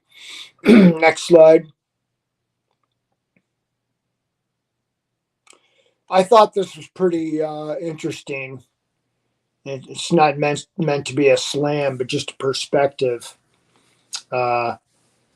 Seems to me that the only true Christian were the Gnostics, who believed in self-knowledge, i.e. becoming Christ themselves, reaching the Christ within. And I want to put more emphasis on Christ consciousness, not so much focusing on Christ per se as the 2,000-year-old entity that everybody tries to focus on. The light is the truth. Turn on the light, all the better to see you with, my dear. I thought that was just kind of a cool thing to throw in there. Anyway, so after the 2D, 4D soul split, vertical staff distortions, gender reversals, death seals, and the resultant quarantine field called the wall in time. And, basically in a nutshell, this led to what is called the soul trap. The soul trap is the energetic distortion field that we are currently living in. And we had this discussion during the NDE topics about going through a portal to get out of here, like a free pass, as opposed to going through the cycle of the soul trap over and over again. And then the secrets from an insider elite ties that all together. I didn't get a chance to. I might put some of that stuff in the presentation too, about the secret and how to get out of the soul trap. But I don't think that's going to matter anymore, because I think we're going to get beyond that when this timeline shift happens, and it's coming quick. It's not going to be quick enough, but it's coming. Okay, so my point was, one of the main reasons that they're really trying to destroy, how they're trying to destroy, and this has absolutely nothing to do about people's choices, but it's basically, it explains some of the reasons why we're seeing what we're seeing with gender confusion. Your sexual preference is your business. I don't care what your sexual preference is. I don't judge you for what your sexual preference is. It's not my job, not my business. But when you look back at the basic facts of a man and a woman, procreation to keep the species going, if you have two guys and two girls going at it, creation is dead. There's no creation there. They might be creating love, which is kind of cool, but there's no, it's the death of creation of the human being, the human being. Creation ends when you have gender confusion. If you're born a man, you chose to be born a man, to be a man, to be a father, if you choose to be a father. If not, to just be a man. If you're, same thing goes for a woman. If you're born a woman, you chose to become a woman, come here to be a woman, to be a mother, or to be a holder of the portal of life, and to have that loving, nurturing mother spirit that helps hold the light in this planet. It has absolutely nothing to do with judgment of people's sexual preference. But the point is, in this discussion, that is part of the AI agenda to kill divine feminine. Pure and simple. That's all there is to it. Those are the cold, hard facts, as they say. So basically, going back down through confusion, division was the other number one polarity reversal. And basically trying to keep us all arguing about stupid shit. Time to stop arguing about stupid shit. Time to focus and go within. Stop reacting to all the bullshit that's going on around you, because it's not going to do anybody any good. People have their own lessons to learn. We're all in our own individual fractal version of Source, experiencing Source, seeing Source and the creation through our own eyes as a fractal version of Source. 0 point energy lies within each and every one of us. No other opinions, no other perspectives, no other perceptions are going to change what you have to learn and what you're here to learn. And that's basically, as far as I'm concerned, I'm here to learn the next higher level of unconditional love without judgment, and to learn to be more in service to others instead of service to self. That was the other aspect of the Archon negative alien agenda, as well as with AI to push transhumanism. That was the other main aspect right there, transhumanism. So mankind is responsible for that, changing the path and the ascension process of humanity, because each and every single one of you are a very super powerful being of light. And, if you choose to go the other way, you can embrace the dark side and go to the other side. It's free will choice. As for me, I choose the light side. I love the light, even though it kind of fries my rapidly balding and receding hairline when I go out there for too long.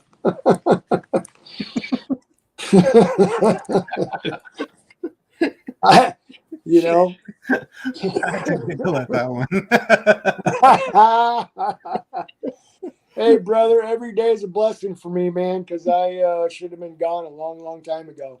You know, I'm just glad to wake up every morning and be able to crawl out of bed or jump Yeah. out of bed or whatever. Yeah, with a beautiful family, beautiful wife, beautiful baby. Yeah, man. Yeah, man. You're laughing. The universe has gifted you, for It coming has back indeed. to give us uploads. Yeah, man.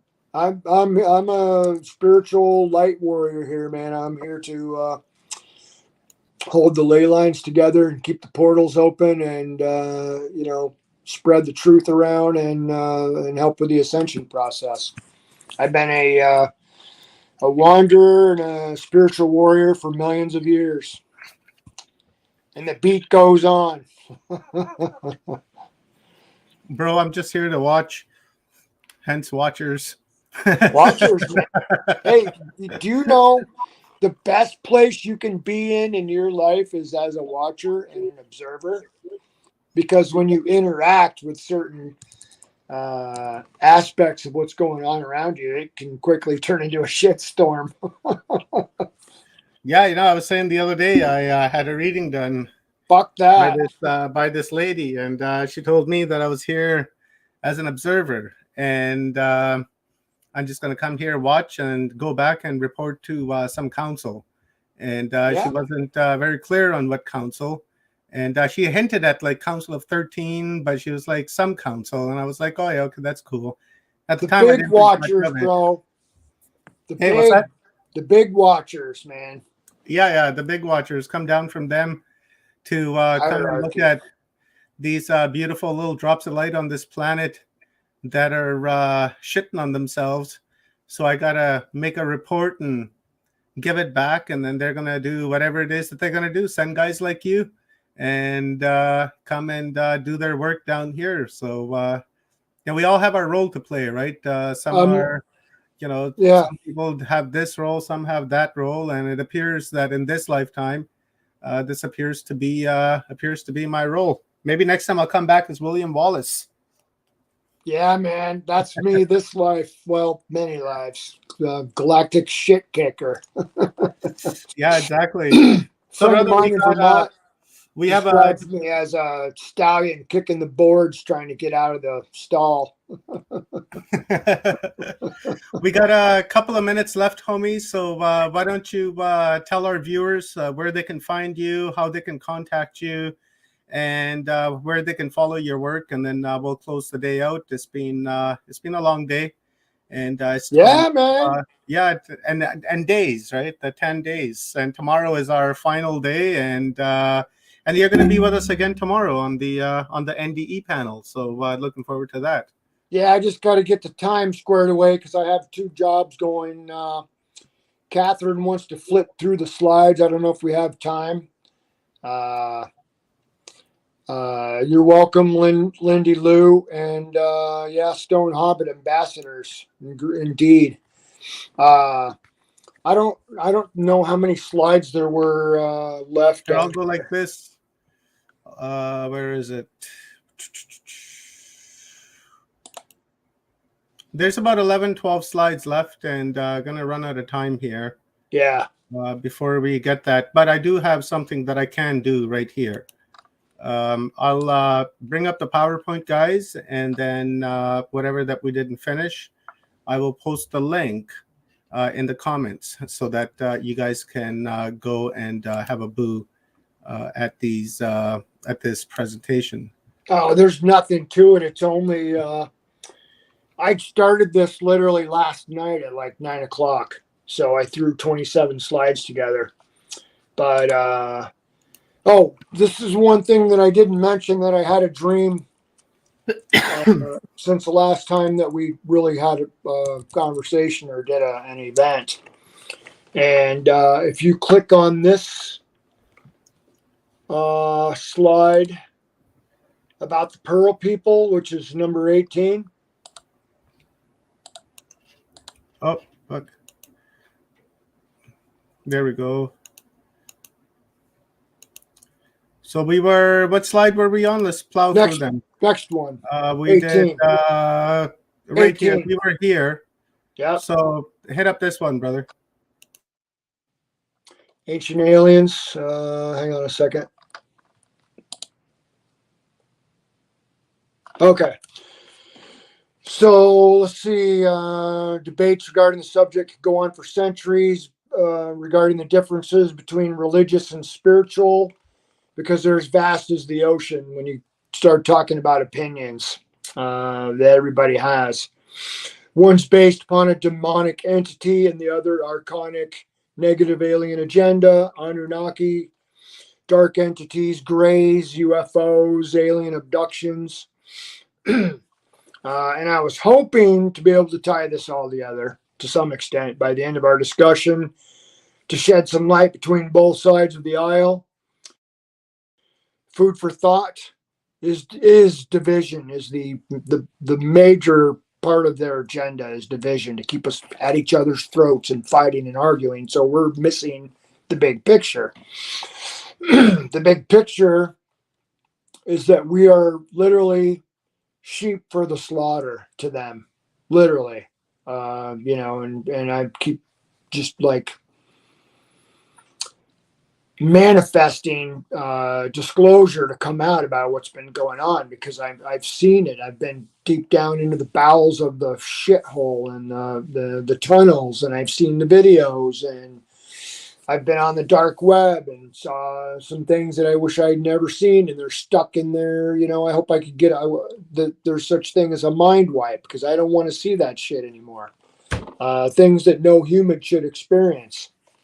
And, there was a time for months in the last few years that I prayed every night for all these children and people in human sex trafficking cages and tunnels all over the world, just being mutilated and tortured. That's the real, nitty gritty about this discussion. And so getting yourself, grounded and focused and centered and going within instead of, trying to find answers without. I mean, yes, some of us, had to go without to find answers, but a lot of times those answers are found within. That's one of the most poignant things that I can say. We can learn a lot from others, but the answer always lies within when it comes to discovering your own truth. So anyway, that particular thing about UFOs, I kind of already went into that, and basically, the crux of the conversation is, if UFOs don't exist, aliens don't exist, and it's all demonic, satanic shit, then how are we seeing, and why are we seeing? I just saw some the other night. Is it CGI? If that's the case, where did that come from? Questions. How did a man that was only capable of making a bullet come out of a gun, or a car racing on, gas, make an aircraft that can go 2,000 miles an hour through the sky? End of discussion at that point. Next slide. Human DNA and its origins, they basically try to slough it off that it's junk DNA. God, source, Anunnaki, whatever, they don't make junk. Here's another aspect of many heated arguments and discussions. Scientists. They say this because they don't want to admit that it's not Terra-based DNA. In other words, Earth-based, Gaia-based. The fact that it's alien to them is alien. In fact, it is alien, and that's what they don't want to admit. Next slide. Oh, there's a typo. So NDEs and Archons, Draco reptilians, basically I touched on that focus about the soul trap. It's basically a soul harvesting. They literally harvest souls and run them right through like a recycling bin. And this is just a shameless plug for my Facebook and Telegram groups, Cosmic Traveler's Guide. If you want to get some more insights on some of the things I've discovered over the years, you can I don't have a link posted here, but you can find me on Facebook, and I have a link posted to my Telegram site, which I have a lot more content on because it's not as heavily censored. Next slide. I love this. Time has not dimmed the memory of our loss, but it has allowed us to let go of our anger toward those responsible. And that, to me, just instantly spoke of, and that's why I wanted to tie this next slide in here, instantly spoke of past life karma. And why do we feel so much anger, bitterness, rage, hatred, bitterness for some unknown reason that we can't think of or remember? And when you do shadow work, there's another show right there, Omar. And anyway, shadow work, getting in touch with the dark side and your own dark side and understanding what it's all about and why it's there. It has to do with polarity, yin and yang, chi, so on and so forth.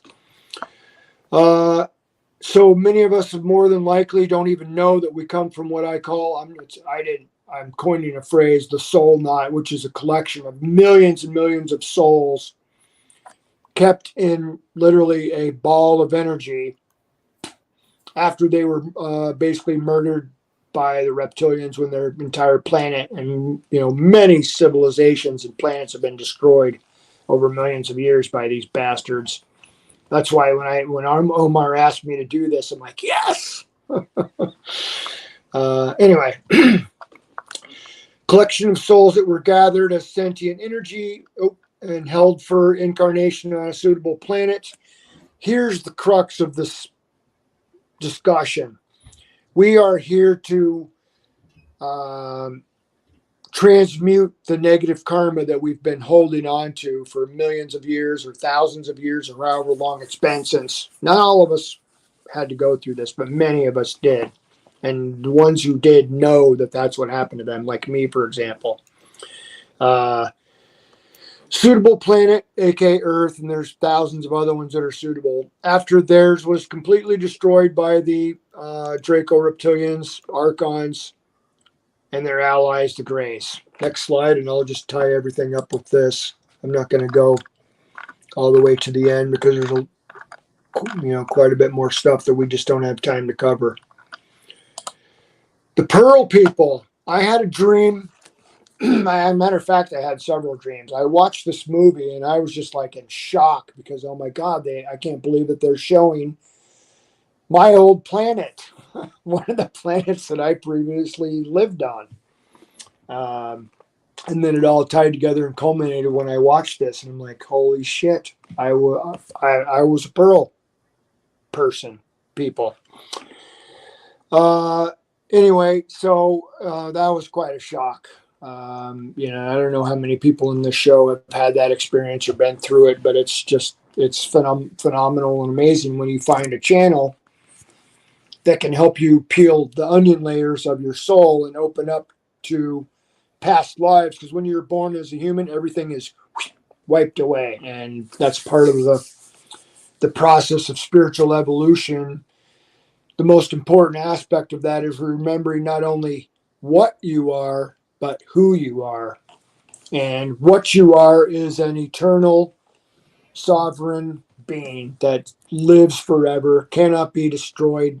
Your soul and your spirit cannot be destroyed. Your carnal, physical body, yes, of course. You are going to live forever, and that ties into the NDE discussions, but you have been alive for many millions of years, and you're going to be alive for eternity. So anyway, that's it. I think we can wrap it up. I know there's a lot of parts of the topic that we didn't cover. But anyway, those people are basically the type of similar to the Na'vi in the movie Avatar, which is one of my favorite movies of all time. I love that movie, Avatar.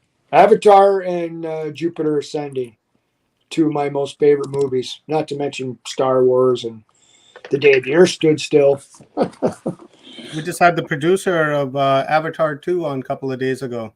Really? Oh! Yeah, you might enjoy that interview. I forgot which day that was on. 2 days ago, I believe. 3 days ago, we had him on It's all in the a blur, morning. right? So yeah, you might enjoy that Yeah. talk.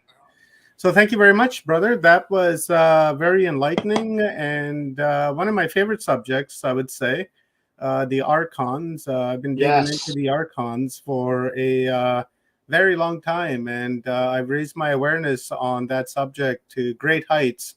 And I'm still learning, about them. I learned a few things tonight while you were talking. And, Really? and yeah, I appreciate that because that's I'm why I do honored. these.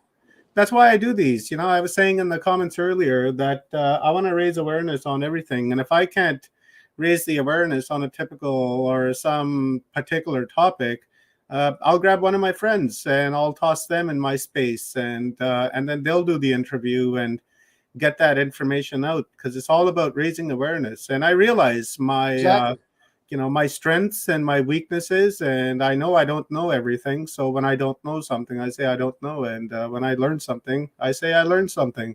Because it's all about raising awareness, and I like to raise my awareness. That's what it's all about, man. Yeah, that's it, man. I am honored that you chose me to do this subject and I apologize that it was kind of off the seat of my pants and I wasn't totally prepared, and my laptop's It's okay. not Look at your face. cooperating.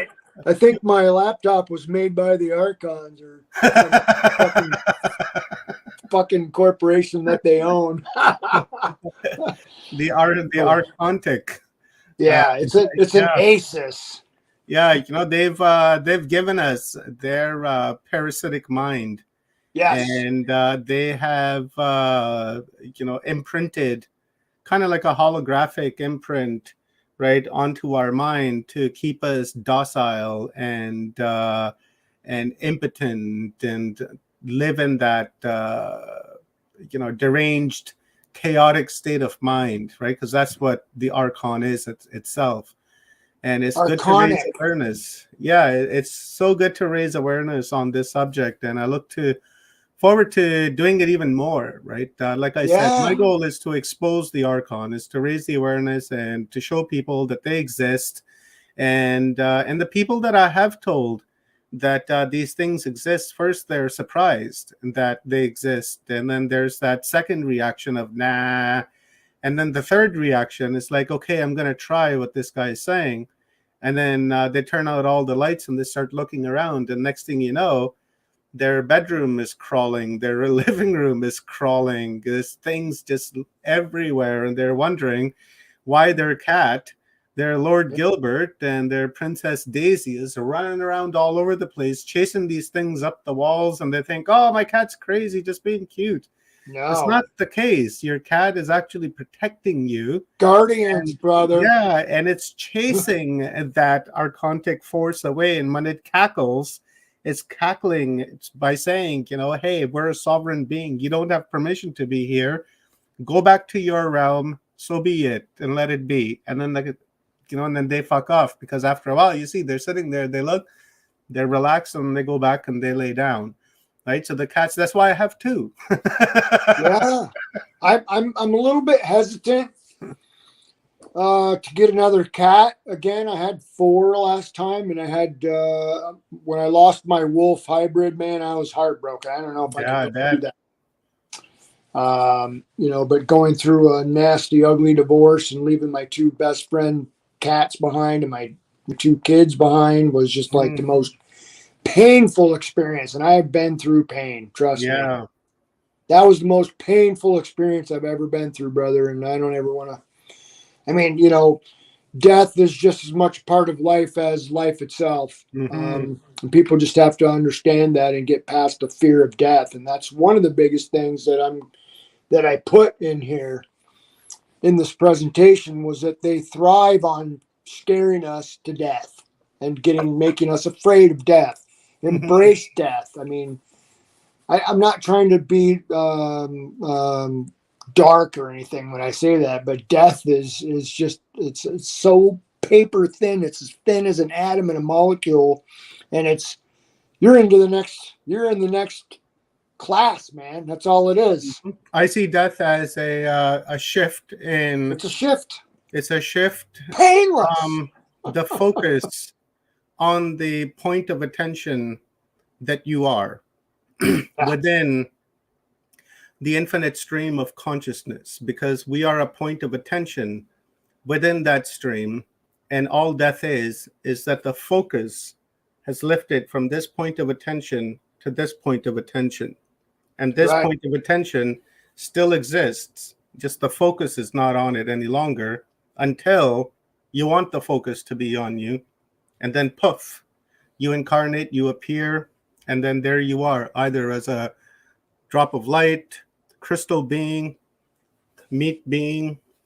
It really depends on what you want to be, right? You want to experience being a piece of meat, then then you come down here to these densities, right? And then you say, well, I don't want to feel like a piece of meat. I feel like rolling around in some light bodies. So then you go to like 6, 7, 8 densities, and then you play around in that field and experience that body. And you say, well, I'm going to go and be a crystalline body. And then you go into the higher dimensions and you take on a crystalline body that's indestructible. And, and then when you want to come back down to being meat, you come back down to being meat. And that's what I mean by that focus of attention. Right? Earlier you were saying, tell me who you are. And I've asked, I've had people ask me that. Tell me about yourself. Tell me about yourself, like a job interview, right? The old cliche. Tell me about yourself, right? And then people will say, ready for it. yeah, and people will say, oh, well, I used to be an electrician, and I've got 5 kids, and I like playing ball hockey, and I like to fish and camp and things like that. And the mainstream, right? The one across from you nodding his head, agreeing with everything. And when somebody asks me, I just love the surprised look on their face. Because when somebody tells me, tell me about yourself, I always say, I'm labeled as Omar in this incarnation. I'm a point of attention within the infinite stream of consciousness. I'm everything. I am that there is, ever was, never is, never will be.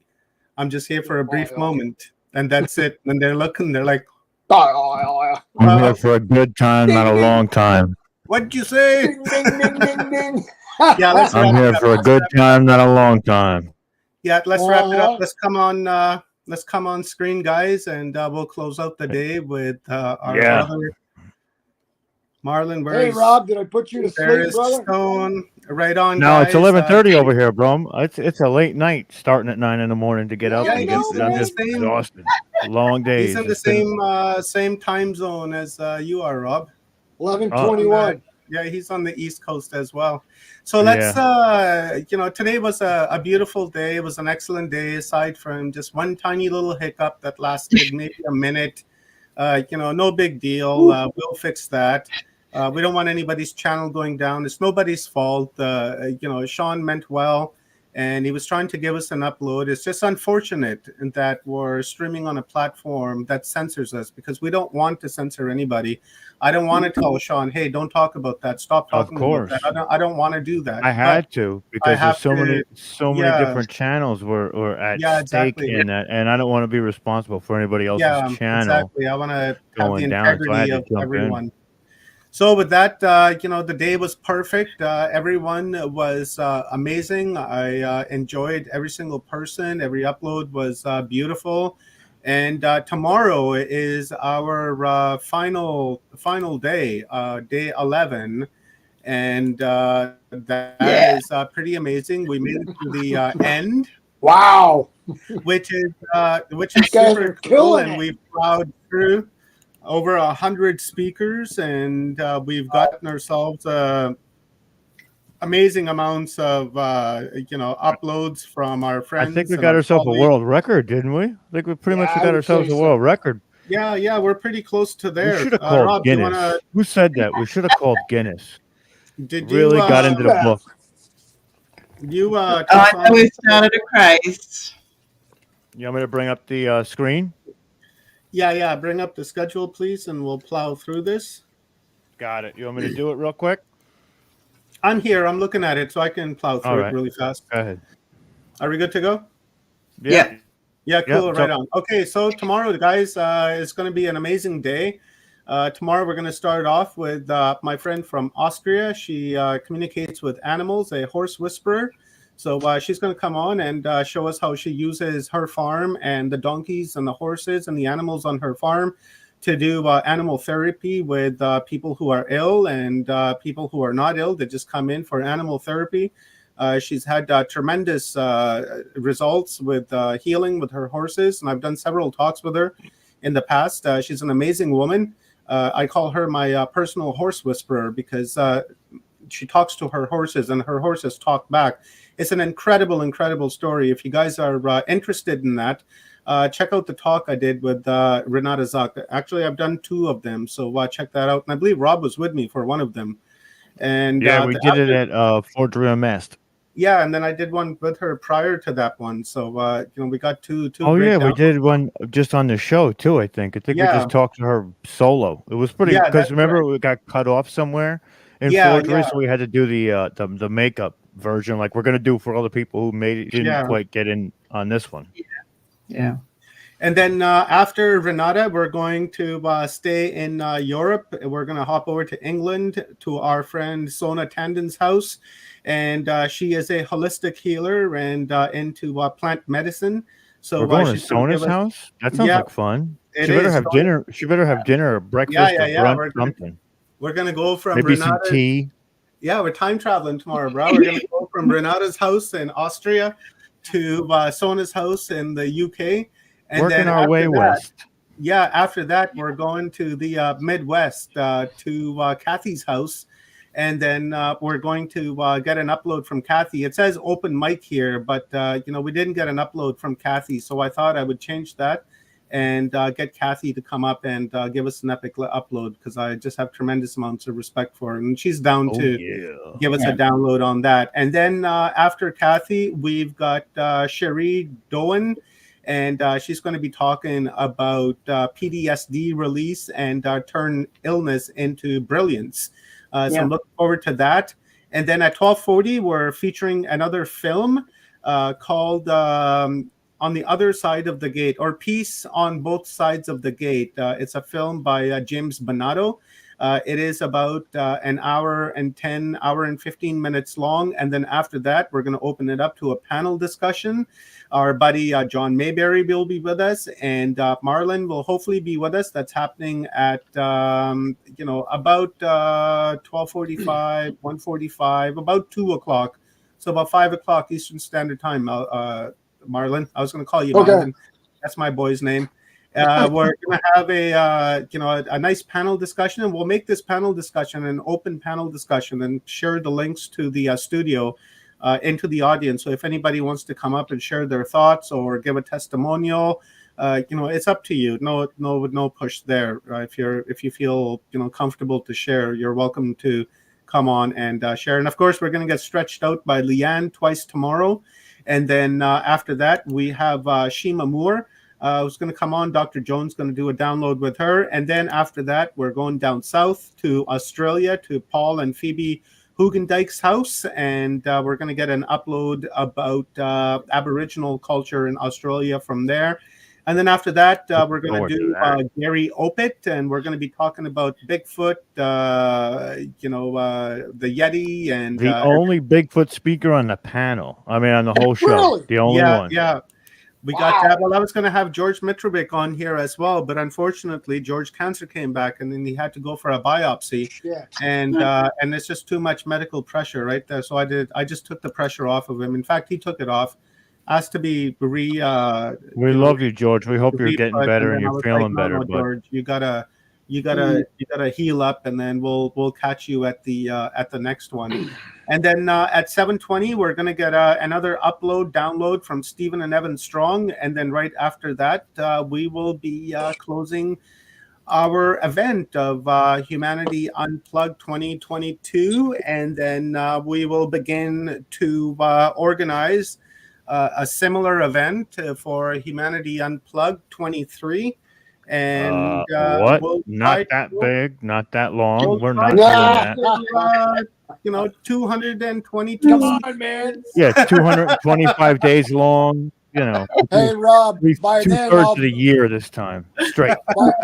By then, I'll have my own show, and I'll come in as a host, and I'll work work 3 or 4 days through as a host. I like No, that. that'd be I mean, epic. Yeah, we didn't have a lot of MCs this time around. Stone, me, Greg jumped in for a little while, and Omar. That was it. Yeah. We Yeah, really all didn't. And, MC Dr. for you, Jones, man. Kathy, they came in and did some people too. I Yeah, forgot. yeah. My brain's not working. It's like a big puddle in my head right now. So much You go think information. that we would, yeah, you go think that we would have organized like 10 or 12 MCs to cover like all of these people, but no, Yep. it's more intimate when there's just a few people and people that are watching, they become familiar with the people.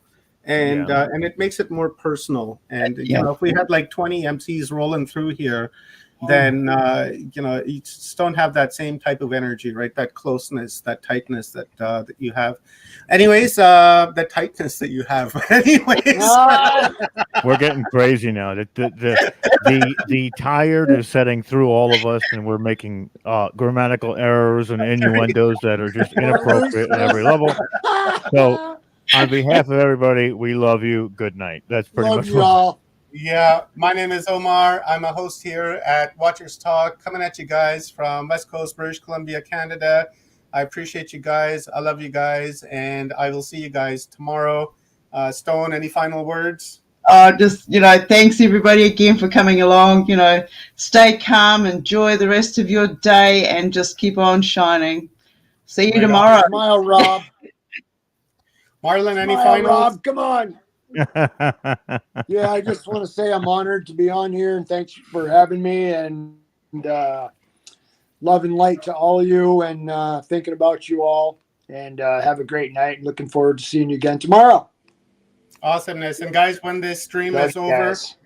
don't forget to quickly jump down below, give this video a quick like, give it a share, and jump into the comments. Leave a comment, even if it's a hi or an emoji, whatever the case may be. It really helps the channel. Do that in all of them if you can. Yes. And if you feel compelled to give a donation or to make a tip, you can do so through the pinned comment in the chat rooms. And until tomorrow morning with our last day, love you guys, and we will see you then. Let's go. Love you. Brandon.